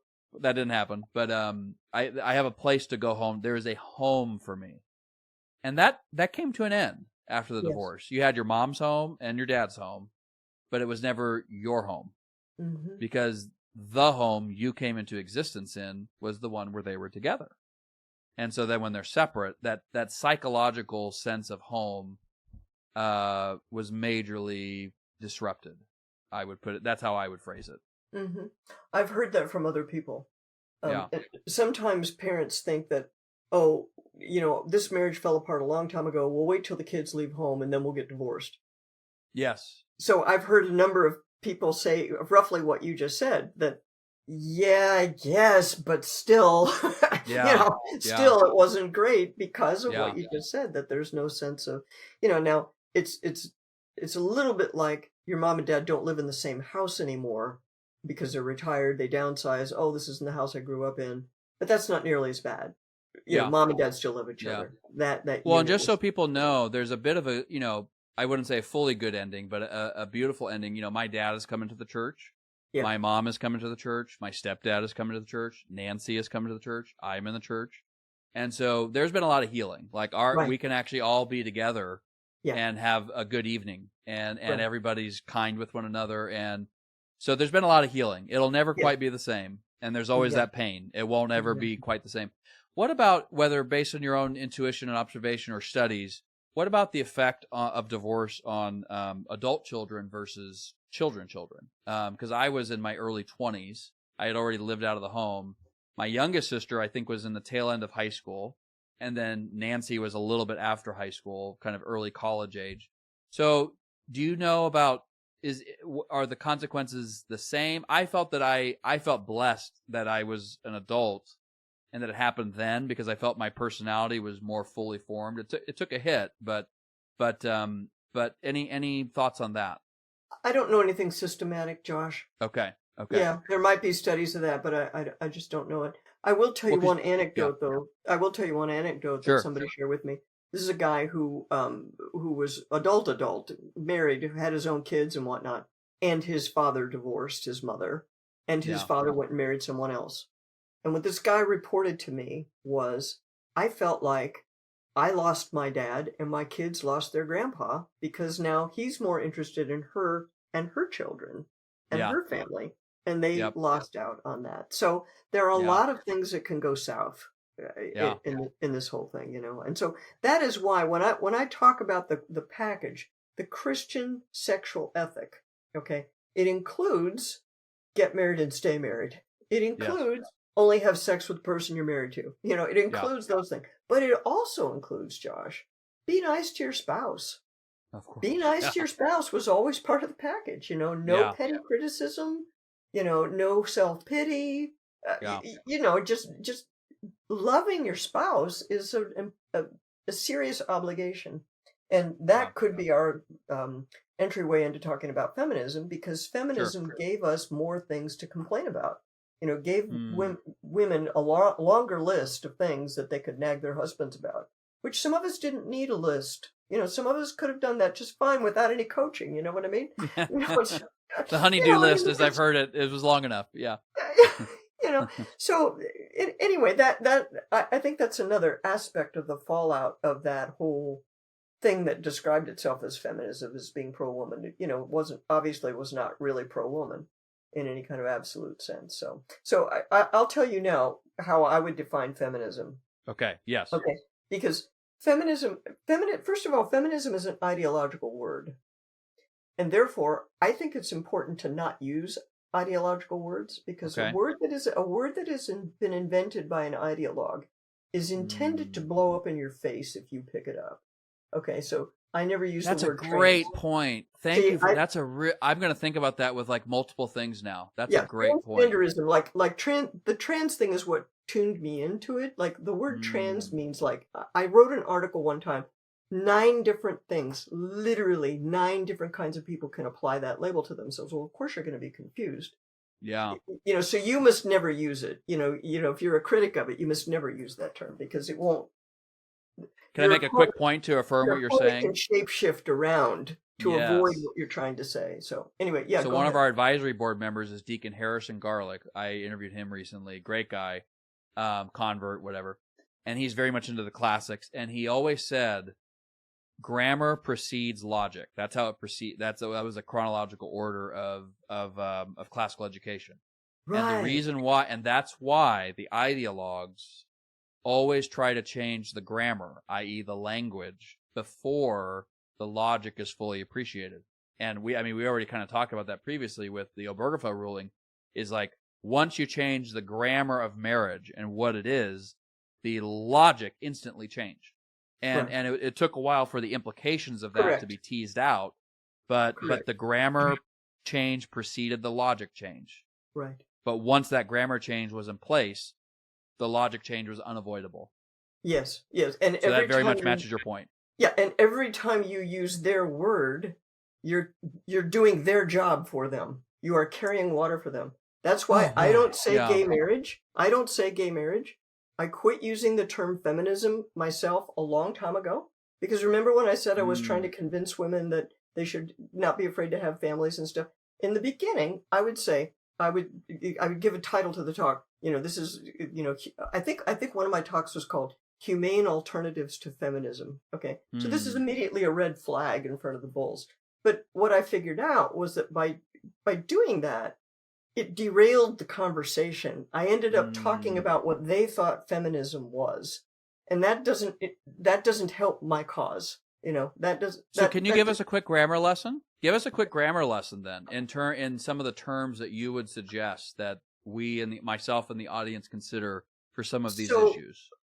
Okay, so for feminism, like I said, I quit using the term feminism without any adjectives or anything like that. Sometimes I will say this thing that calls itself feminism. Okay, to call attention to the fact that we don't have to accept that term necessarily. We don't want to. That's what they call themselves. Sometimes I'll say certain forms of feminism will say this or that or the other thing, because then I don't get sucked into the question of, I'm a Catholic feminist, so it's okay or whatever. I'm not interested in that conversation, right? Sure.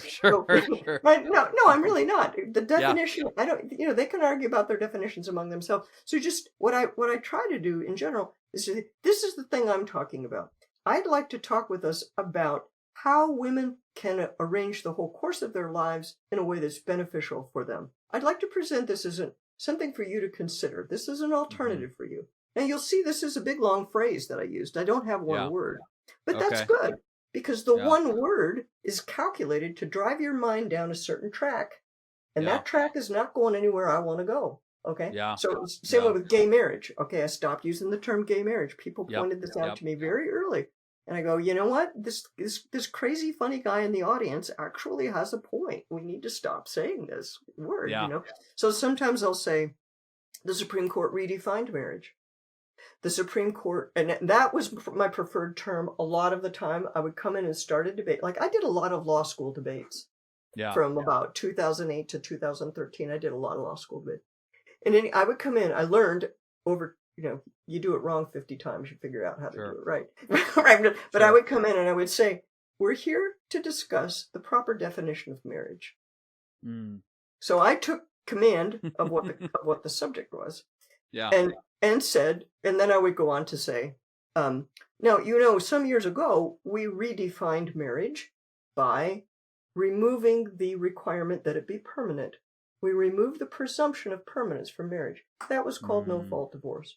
And everybody said it was not going to be any big deal. We have studies that show it's fine. Why does my divorce affect your marriage? We heard all of those things. But it turned out that was not correct. And what you're doing right there, that's what the law students would do, Josh. Because half of them have been through their parents' divorce. They know the kids aren't fine. They know. So it's like, all of a sudden, their brains are rattling around in their heads. It's okay, at least I woke them up, I will sometimes pull out my phone, with my favorites, and I'll pull out my favorites, and I'll be with whoever. And I'll go through all my a good chunk of my favorites on my phone or my millennial friends, fellow millennial friends or Gen Z friends. Over half of them have divorced parents. Including me. Over half. Right. How did this change? Let me ask you this question really quick. How did this change? Because my mom has told me she was born in 1968, and she grew up a lot in the 70s and 80s, obviously. But she's told me that in the 70s there was still a stigma with divorce. Yeah. That is not there now. Like what you've lived through this. What has this been like? Because I think so many young people are thinking, this is horrible, but I don't know why, and I don't know. We have like no conception of what it's like to live in a culture where divorce is actually a bad word, and right. like we almost do consider you morally suspect. If you now, obviously, some people aren't I get there are exceptions, right? Right. But like, what was this like? Was this true when you were in the 70s? Was there still a stigma for divorce, and like how did that seem to unravel? I can't. I lived through it, but I can't answer your question. I don't know exactly how it happened. Yeah. Okay. But let me respond. It's not an answer, Sure. but let me respond in this way to say to you that when I was a little girl in my Catholic school, I knew one family that had divorced parents. One. Yeah. Okay. And we felt sorry for them. Everybody felt sorry for them. Okay. When I was a little girl, it was okay to say, I want to be a mommy when I grow up. By the time I went to college, it was not okay to say, I want to be a mommy when I grow up.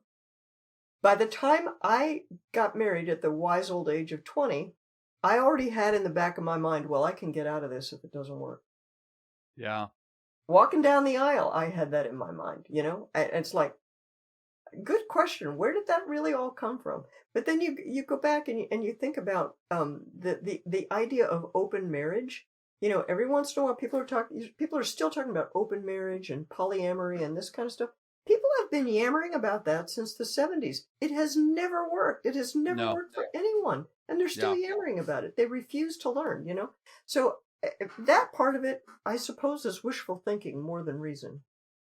No, I actually have some friends who most of their life have been secular, but have been very mysteriously, of course I'd say it's grace, but very mysteriously drawn to the church, them and their spouse. And we were just talking about this. They have, having grown up in the secular world, they have a number of friends who are trying to make the open marriage thing work. And every single time it's a disaster. To say nothing, I mean, obviously relationally, but to say nothing of STDs, STIs, all that kind of stuff that gets in the mix of these things. But and I actually have, I would say, a good chunk of my millennial friends who have already been married. We're all in our early 30s to maybe early 40s now. A good chunk of them have already been divorced as well, like a shocking number. Where do you think this is a huge question. That's probably too non-specific. Well, why is this happening? And if you want to use this as a way to get to another issue, that's fine. But like, why is this happening? Why are marriages falling apart so easily? Well, a number of reasons. I mean, first of all, married life is hard. Yeah. Okay, so you're living with another sinner. You are a sinner. You're living with another sinner. What do you expect? I mean, it's going to be hard. There are going to be moments when you're going to fuss. There are going to be moments when he's going to fuss. There are going to be problems that are really big. There are going to be irritations. Sometimes the little things are the big things. Okay, it's intrinsically hard. So you have to have some kind of support. Right now, literally nobody has any support. Even inside the traditional Latin Mass communities, they support one another, but they're well aware that they are, fortress Catholic, that outside, the sirens are calling, and the attacks are coming over the barricades and stuff, So the support simply isn't there. Add to that there continues to be propaganda. Okay, now this is an important point. Actually, this is a point you haven't asked me about, but I do want to make this point. Sure. Okay. Sure. Actually, in the debates over gay marriage, I figured out some things about why people were going after gay marriage, why people thought this was a good idea, and so on and so forth. And those ideas ended up getting distilled in here, but my book, The Sexual State. But here's the thing. What is being proposed by the secular world? The idea that you can do whatever you want sexually. The idea that separating sex from babies should be normative, should be normal and normative, and you should be able to expect that. The idea that kids don't really need their parents so badly that you need to inconvenience yourself over that issue. You don't need to worry about that. The sex of the body is not particularly significant. We can override it if we feel like it. All of that stuff that is being we're being bombarded with, it's all untrue. Not a single bit of it is true. It's completely false, right? And so we have a ruling class, and I will use that term. We have a ruling class that is attempting to create a society built on things that are false. They're just flat out false, okay? Sex makes babies. That's a fact. You got to plan for that. I don't care how good you think your contraception works. You got to plan for the fact that sex makes babies, you know? And so on. So they're trying to do something that can't be done. Why? Well, the idea appeals to them. It's superficially attractive, right? You're telling them they get to do whatever they want. Nothing bad's going to happen. But in order to try to make this impossible thing happen, it requires a lot of force. It requires a lot of power to do the impossible. And it requires a lot of propaganda, non-stop propaganda.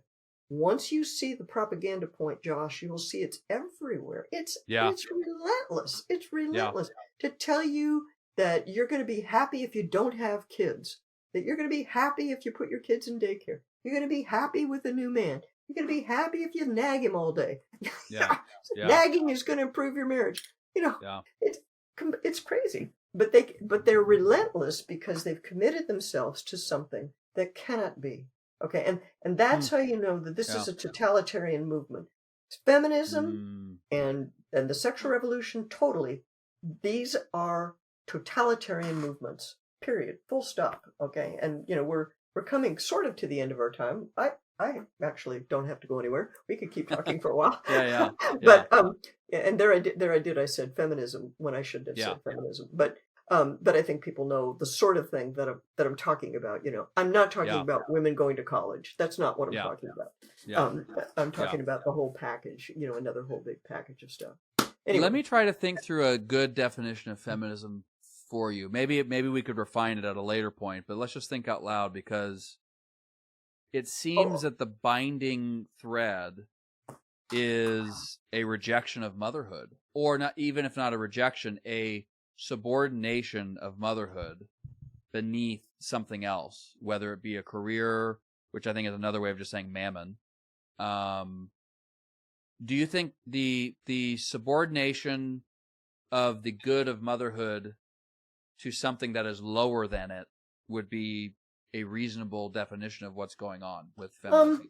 It's certainly an element of one whole branch of feminism. There's no doubt about that.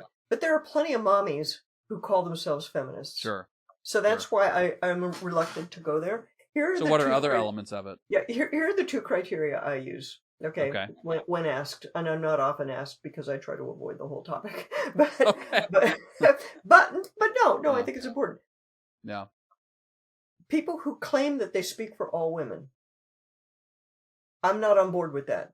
I don't give anybody a blank check to speak for me. Okay. Sure. I have known from the beginning that the people who call themselves feminists do not speak for me. They've never spoken for me in total. So that is a big red flag right there. If they claim they speak for all women. The second thing that I think is always objectionable is the scapegoating of men, of acting as if the interests of men and the interests of women are intrinsically always and everywhere in conflict.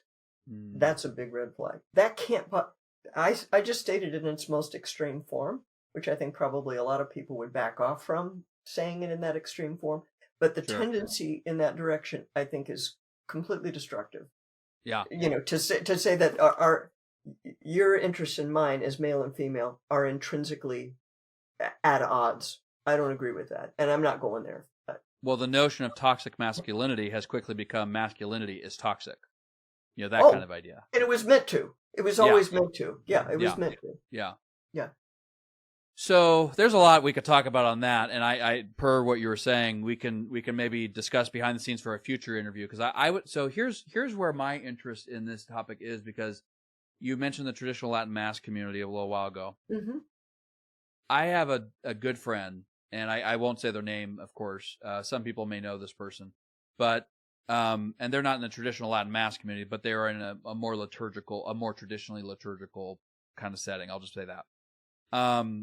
they recently had I won't say how many children either, but they recently had a wife and multiple children. They just come home from work and a wife and multiple children. They just come home from work and a wife and multiple children. I won't say how many, but multiple, above 3, are all gone. And, Catholic family. And, at least as of now, it appears that it will probably be a permanent break. We'll see. We're praying hard that it doesn't end up that way. But what it's brought to the forefront of my mind, because I've heard a lot of young men say this, a lot of, older men in their 40s and 50s say it as well. But part of the problem right now is not just the cultural pressure or lack thereof when it comes to marriage, like there are expectations about it, but the weakness of the legal system, that marriage has been reduced to a purely civil contract that can actually be broken by one party in a way, it's more easy for them to break it than to break a business contract. Mm-hmm. It's more easy for one party to break it than it would be for them to break a business contract. And not all the time, but the majority of the time, it is women.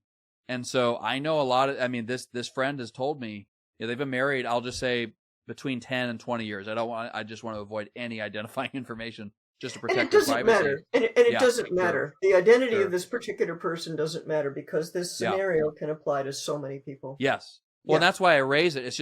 It's been terrifying to this person that the person they thought they knew, and they were in an apparently more traditional household, but it's like they didn't know their spouse, and there was no lead up to it. And it just, everything, I know a lot of people who half their life is gone. Right.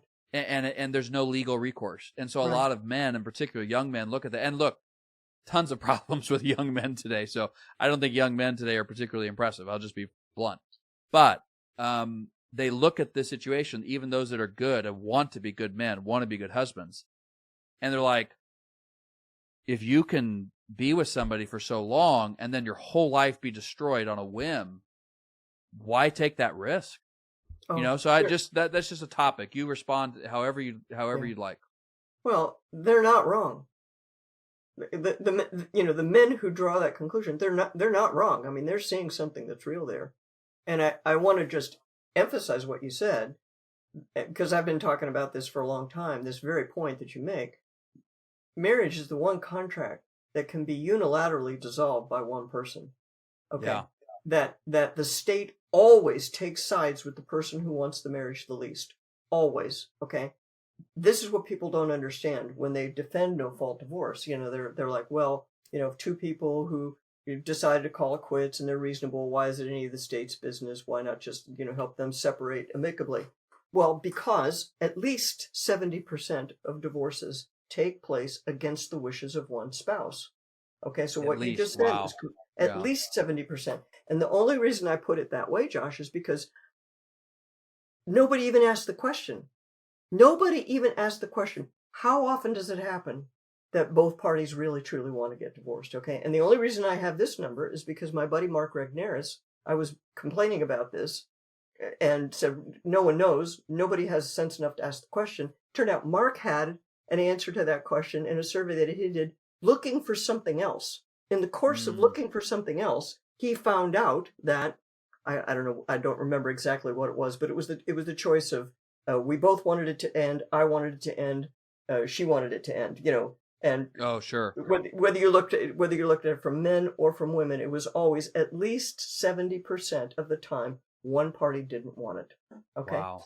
And so that means that no-fault divorce is absolutely not an expression of human freedom or something that enhances human freedom. It is something that is a break on human freedom, because it makes impossible the lifelong contract that many people passionately want.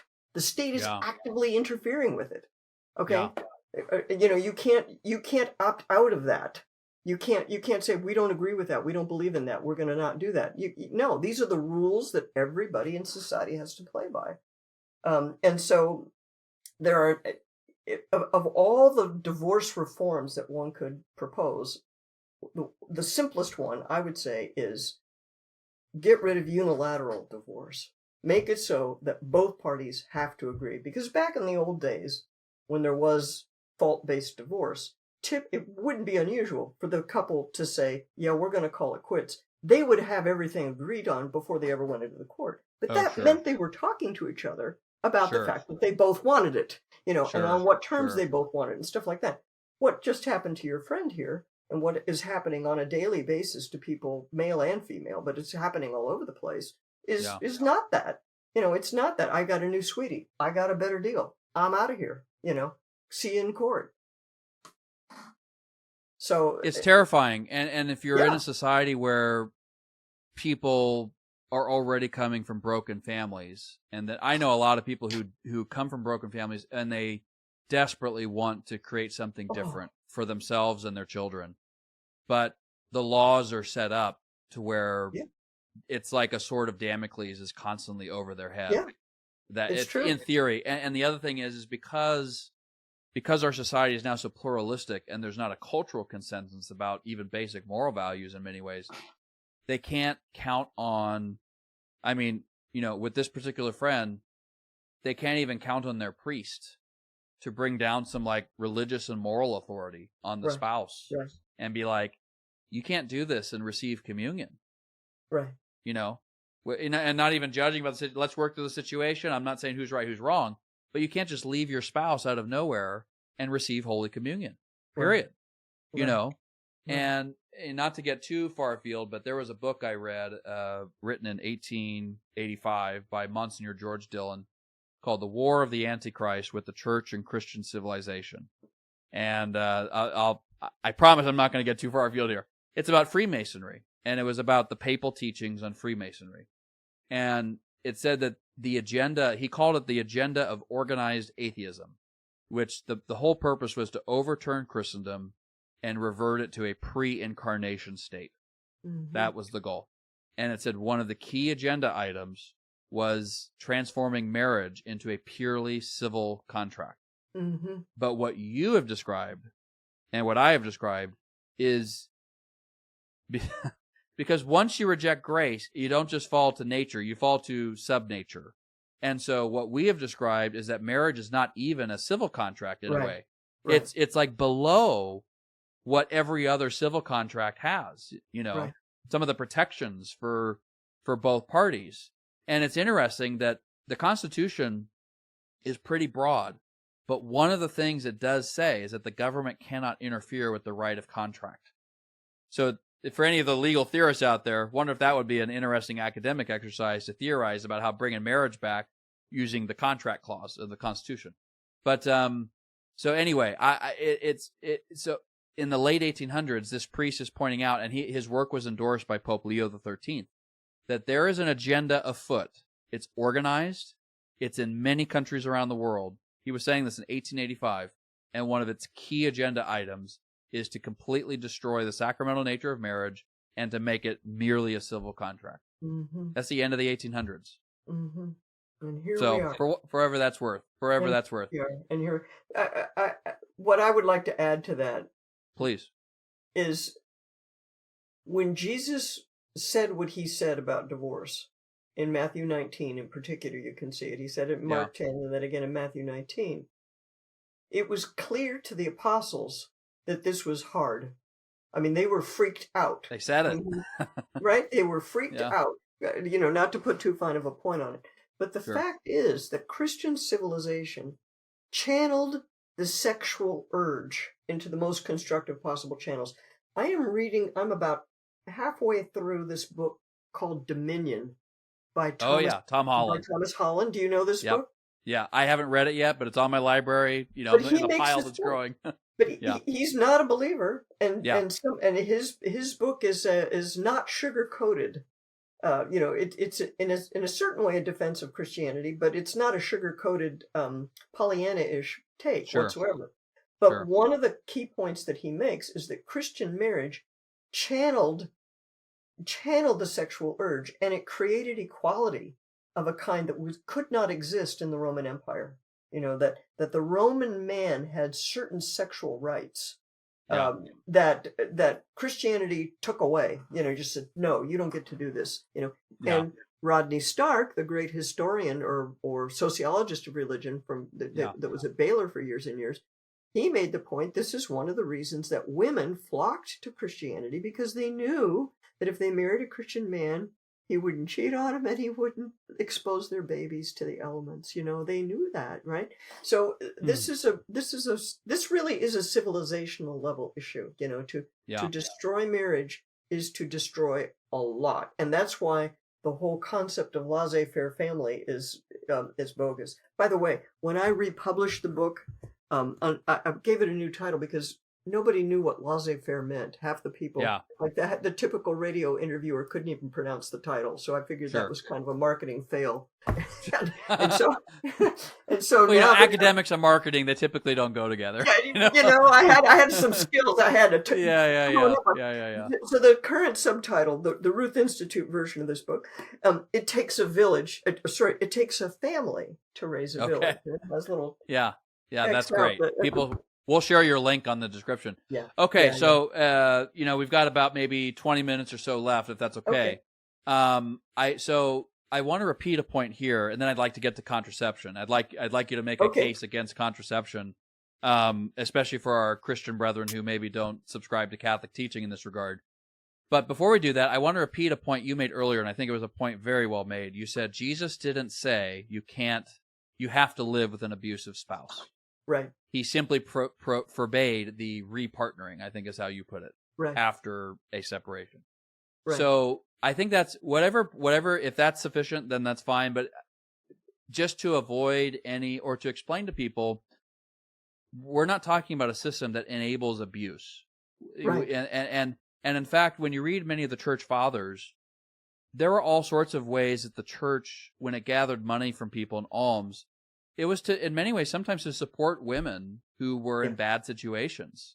And the church could literally provide for them, which I think we should have more of that. If we're going to have Catholic marriages, we also have to have the backstop, which is backstop is everybody in the parish has to, our parish has a pretty well-funded almsgiving fund, essentially. I won't say the name of it, but it's an almsgiving fund for families who are struggling. So I think we as Catholics, if we're going to take marriage seriously, we have to take the backstop seriously as well. Where if women, I mean, I guess men are sometimes in bad situations too, but obviously we're talking mostly about physical abuse or whatever. We need to be able to support these women and their children, put a roof over their head, make sure they got food in their stomachs, if there are these situations. So anyway, I think that was a point very well made. And if you want to finish up that point about, we're not talking about enabling abuse. That's not the Catholic view. I agree with it. I agree with everything that you just said. The one I'd like to just add a couple of other items. The other way that we need to be supporting one another is that men need to be holding other men accountable. Women need to be holding other women accountable. Okay, like, you really shouldn't be criticizing your husband in front of all of us here. Yes. Yep. You really need to stop that. I'm not going to listen to that.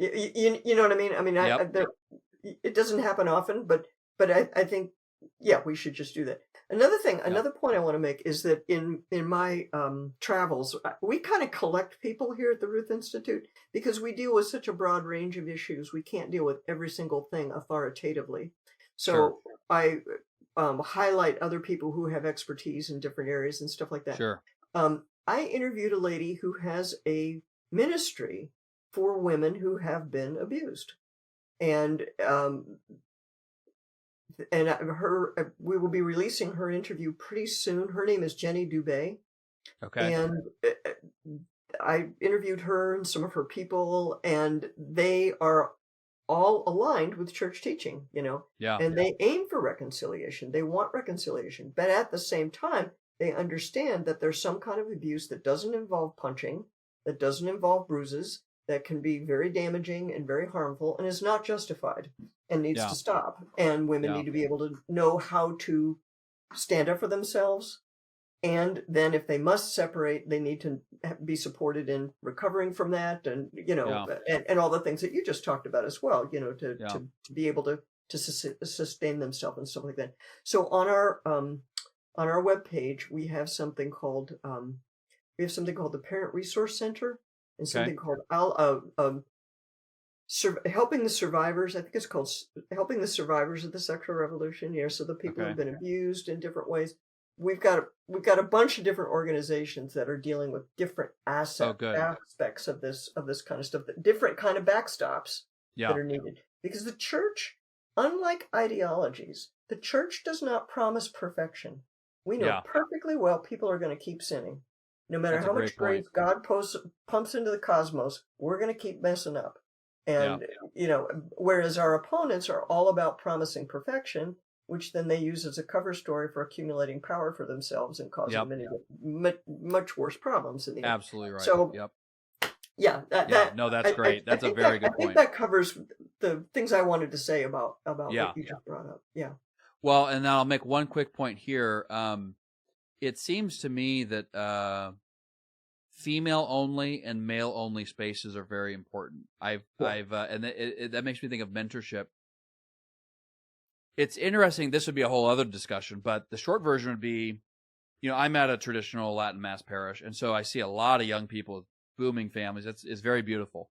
But I also know that many of us, we were not raised with the sort of values that we ourselves are trying to inculcate, and I'm not a parent, but for those who are parents trying to raise their children with, many of these people were not raised in the kind of household they themselves are trying to create. Right. And so the result, I think, is mostly good. What they're trying to do is good. But what sometimes happens is that in this adjustment to an ideal that they've never seen modeled, there can be a sort of LARPing that happens. So I've sometimes met more trad women who it's like they want to turn their brains off and have their husband make absolutely every single little decision. Mm-hmm. And then I've met trad men who want to be like these little dictators, who think their wives should just, only what they order them to do. And so it just kind of gets these. And so I think mentorship is really important. So especially people your age, I have been saying this for 15 years. If people your age, and also I think younger as well, but it's so vital to search out for young people, because it's hard for a lot of young people to reach out and ask for help because they're afraid of being rejected. So if there are people your age who are there young people around, just my firm suggestion would be to try to make it obvious that you're available to be helpful, because you're further down the road, and the wisdom that people particularly in their 50s, 60s, 70s and higher have to share, you're not going to have forever to share it. And there is a lot of younger people who desperately need it. So any thoughts on that? And then let's do the contraception, and then we can finish out from there. Well, that's, I agree with that.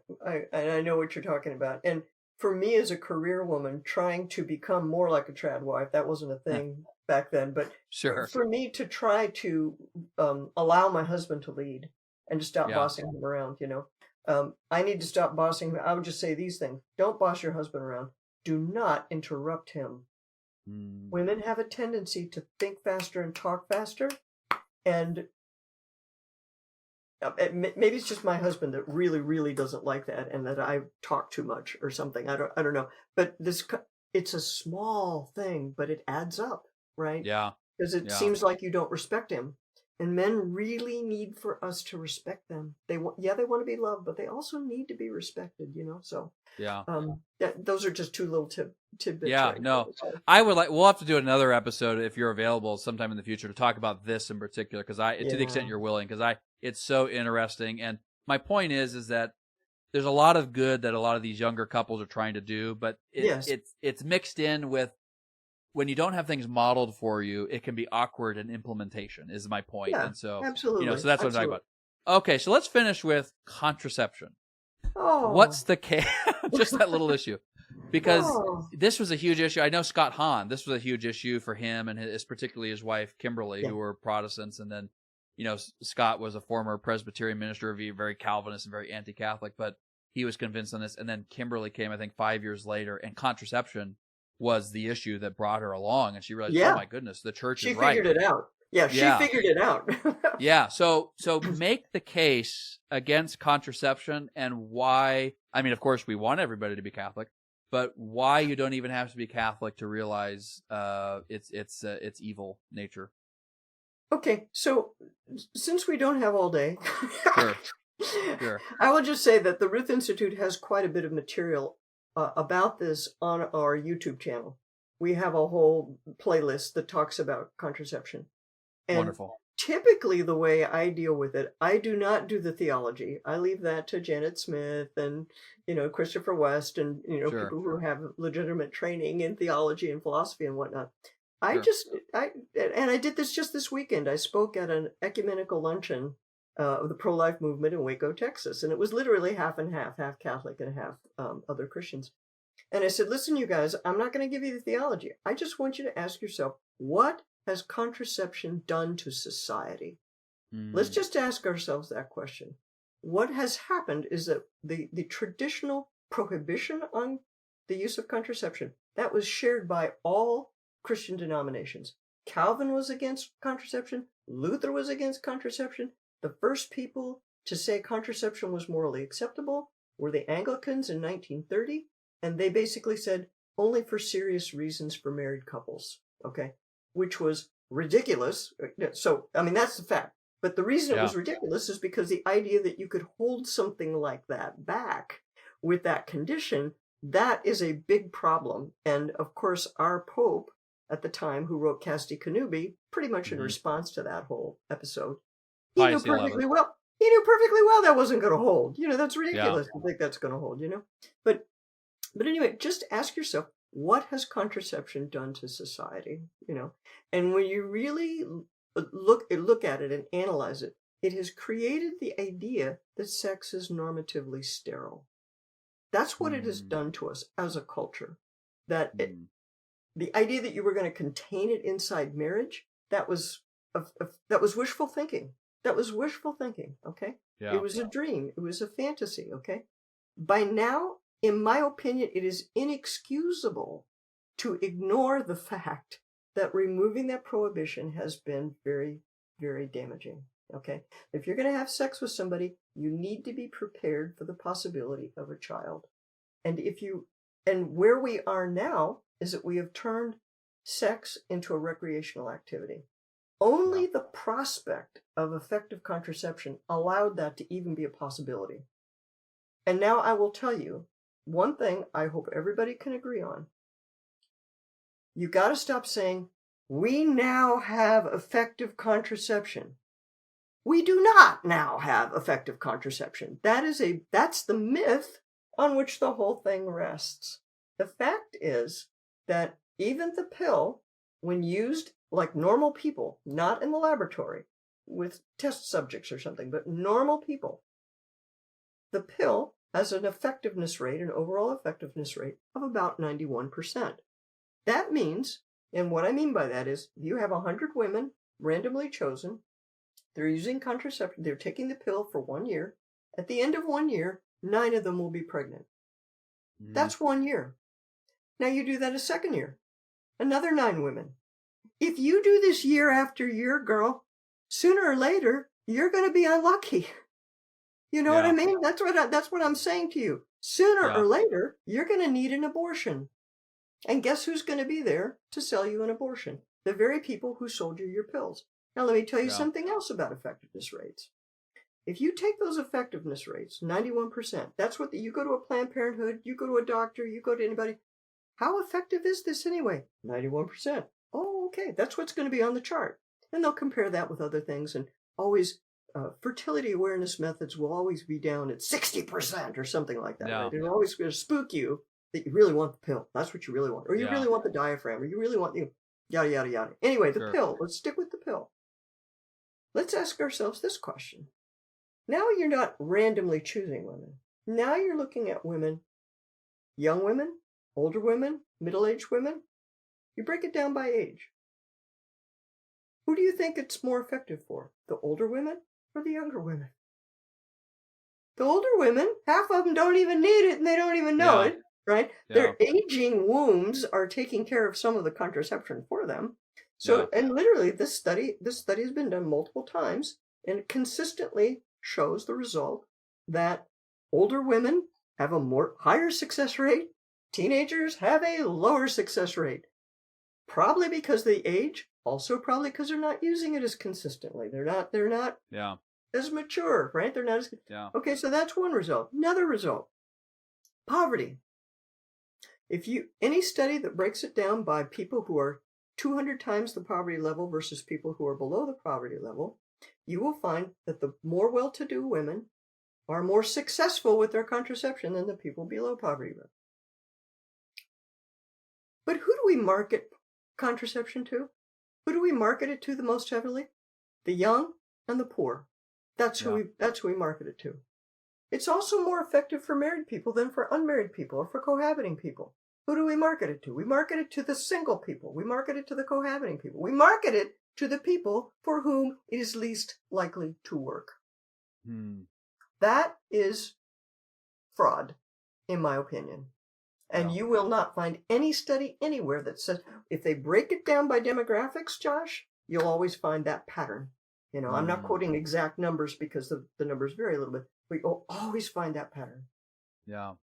So, so they're luring the young people into a life that they know is, I can't believe they don't know, the people marketing this stuff. I can't believe they don't know it. You know what I mean? So they're luring people into sexual activity with the promise that it's going to be sterile. And it's not. It's just not. Pharmaceutical corporations misrepresenting what their products do? That just doesn't happen, Doctor. I'm not kidding. It happens all the time. It's a stretch, Josh. I don't know. Yeah, as I say, Planned Parenthood stretching the truth. Well, as I say, believe it or not. Yeah, sorry, I wasn't hearing you. No, I was just saying, post-COVID, I always joke that it's I date recent history in terms of BC and AC. So, that's funny. AC, everybody realizes that what we're told is not always the case. I'll just leave it at that. Hold on right there, because that's actually a very important point. Pro-lifers, ladies who work in the pregnancy care center movement, people who work in this area, people who work on sex ed, people who work in this area, we have known for a long time that the government is lying to us. Okay? Yeah. So those of all y'all who figured it out after COVID, just look back about 10, 15, 20, 30, 40 years. We've been putting up with a lot for a long time. We've known for a long time about these effectiveness rates. We've known a long time about the risks, the biological risks to women from hormonal contraception, which is suppressed. That knowledge is suppressed. And the pharmaceutical companies will pay people off when your 22-year-old daughter dies because she has a stroke from her contraception. The pharmaceutical companies make a settlement that has a gag order attached to it. I mean, and that's the way. That's how this has gone on as long as it's gone on. Okay, so just everybody, Eternal Christendom people, if you have friends who've been red pilled after COVID, see if you can move them back a few years. Yeah, exactly. Yeah. Well, that's what reading the Church Fathers did to me with so many issues. I mean, the Fathers are very clear. Many people, not just St. Augustine, but many Church Fathers, they are clear about relations. It's ordered primarily toward procreation. Right. They're very clear about it, very consistently. Right. And just less people are tempted to think this contraceptive thing is just a more recent issue. I think it is. It's exploded because of the pill. The pill has made certain things possible. But I visited the Egyptian Museum in Cairo in 2015, I think that was. And in the exhibit, it may have been the King Tut exhibit. I visited his tomb too. No, this would have been in 2014. I was in Cairo. This is pretty soon after the revolution. Fascinating trip. I love Egypt. But in one of the sections on mummies, they had what had been pulled from the tombs. And among what had been pulled from some of the tombs of the pharaohs, or these nobles, was goatskin condoms. So there has always been a desire. I mean, you can look at Onan. I think it's Genesis 39. Onan. But there's always been this desire to have relations without the natural result that God created it for, namely offspring. Right. And, I have had a number of friends, very close friends of mine who, let's just say when they were younger and a little randier as younger guys, were not always with one woman. I'll just put it that way. They weren't married at the time, but, and I would always try to encourage them. I wouldn't do it in a judgmental way, but I'd be like, man, this is really not good to do. And there's these reasons. And a lot of these guys are now married. They have, and fortunately good marriages, but they see it now. And what you just said about the 91%, because I one of the ways I started framing it was like, okay, let's leave the moral analysis of what you're actually doing. Let's put it to the side for a second.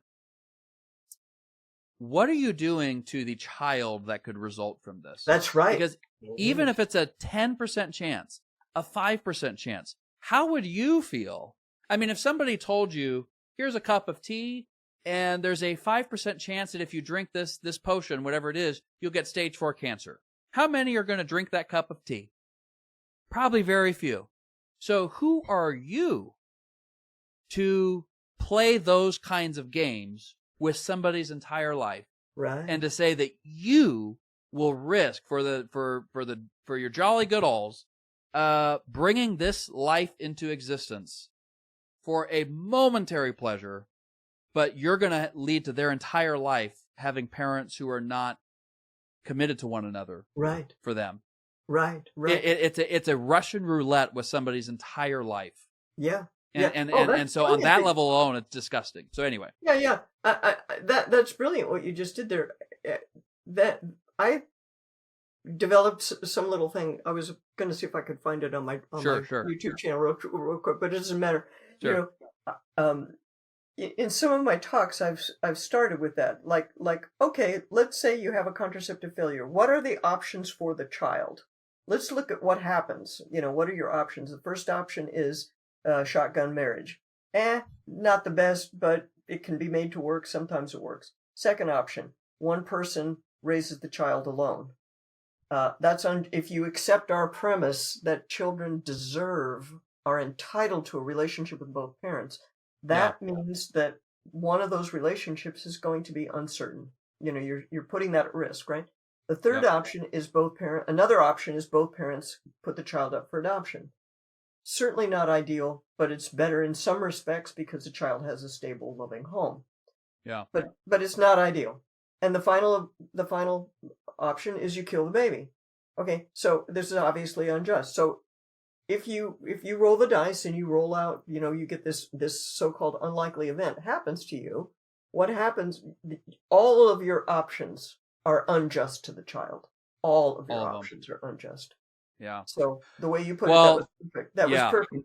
Go ahead. Thank you. Yeah, I mean, I've used that with a lot of guy friends who diddly daddle, and it seems to kind of, I'm like, who are you to do that? And it seems to kind of get the point through. I think men respond to arguments about justice. I think men are willing to understand that sometimes people have to be punished for the sake of justice, or people have to be limited for the sake of justice. Women want to make everybody feel good, or that's our tendency, is to make everybody feel good, and which is a good instinct in some contexts. I mean, both of these are good instincts. The reason mom and dad have to be together is because you don't always balance need one or the other. You got to hold each other in check a little bit and stuff. But I think men are more prepared to bear consequences and inflict consequences if justice requires it.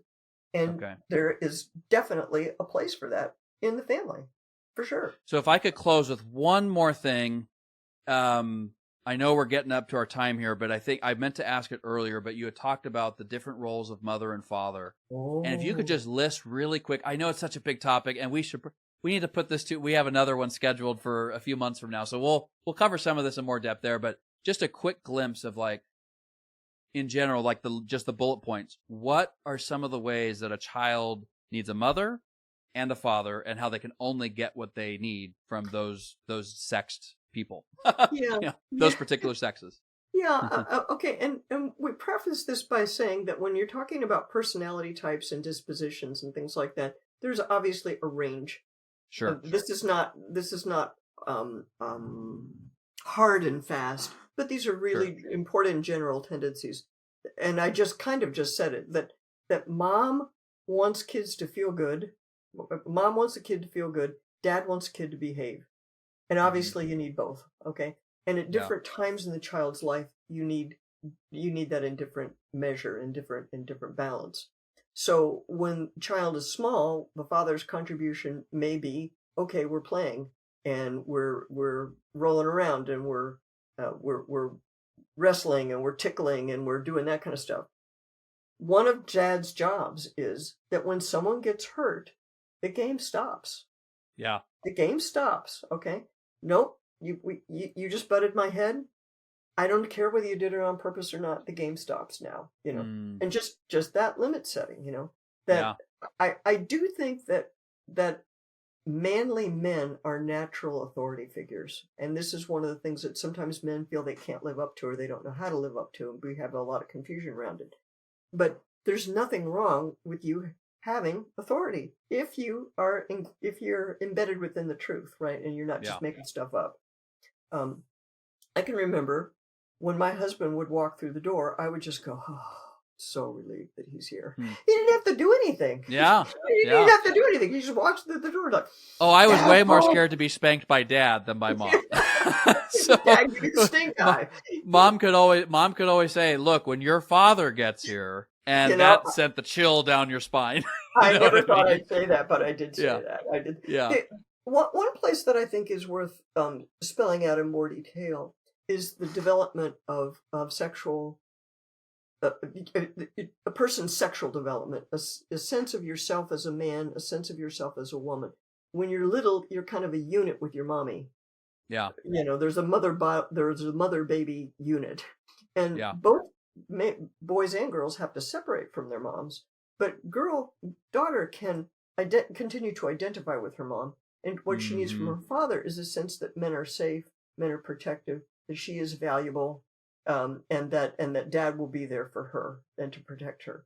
And when I talk with women who have developed a lesbian life or lesbian orientation or lesbian pattern of thoughts and behaviors and stuff like that, notice I didn't say become lesbian. Sure. I didn't say become gay. Okay. But when they develop these things, something has gone wrong with one half of that equation. Either mom's not available to bond to and be attracted to, or dad is scary, or some other man hurts her and daddy doesn't protect her. There's a kind of a confluence of things like that can happen. For the boy needs to separate from his mom. He needs to separate. He needs to attach to his father, both to enter the world of men, but also for protection, but guidance and direction. He needs all of that from his father. So what you'll see among men who struggle with same-sex attraction, or who experience it, or who have that as part of their journey, what you'll often hear is something has disrupted that process. See, that's a growth process right there. That's not something where I'm born this way. Yes, you're born a baby. Everybody's born a baby. That's how that works. Sure. And then and everybody has the capacity to become heterosexual, to be attracted to people of the opposite sex. Everybody has the capacity, but it's a developmental process. You're not born with an arousal template. Babies don't have arousal templates. Babies don't get sexually aroused. That is a complete lie by Alfred Kinsey. Okay, that is simply not the case. Children attach in different kinds of ways, and what will happen for a young boy is, for some reason, he cannot identify with his father, and his father's not available as an attachment figure, either because he's abusive, or he's not there, or he's not attractive, or he's not interested in boy. For a number of things. And it's possible for mom to interfere with the process. Dad might be okay, but mom's interfering in some way, So those it's not one thing that enters into the development of a particular pattern of sexual arousal, but these patterns are the kind of thing that people will report. When they talk to you about this is my journey, this is what happened to me, this is in some combination, this is part of the story. And if you throw sexual abuse in there by somebody, either generally not a parent, but by somebody outside the family or something, that derails a person's sexual development too. And how mom and dad deal with that, if they even know about it, that's a problem. Often they don't know about it. But you need your mom and your dad. You need both of them. To help you navigate that. whole thing. You need both of the sexes that God created to become a full person. Right. And and this will be my final point. I've seen since college. I was an RA in the dorms, and so I saw a lot of. And I was firm in my faith. I was a Protestant at the time, but I was firm in my faith and my morals.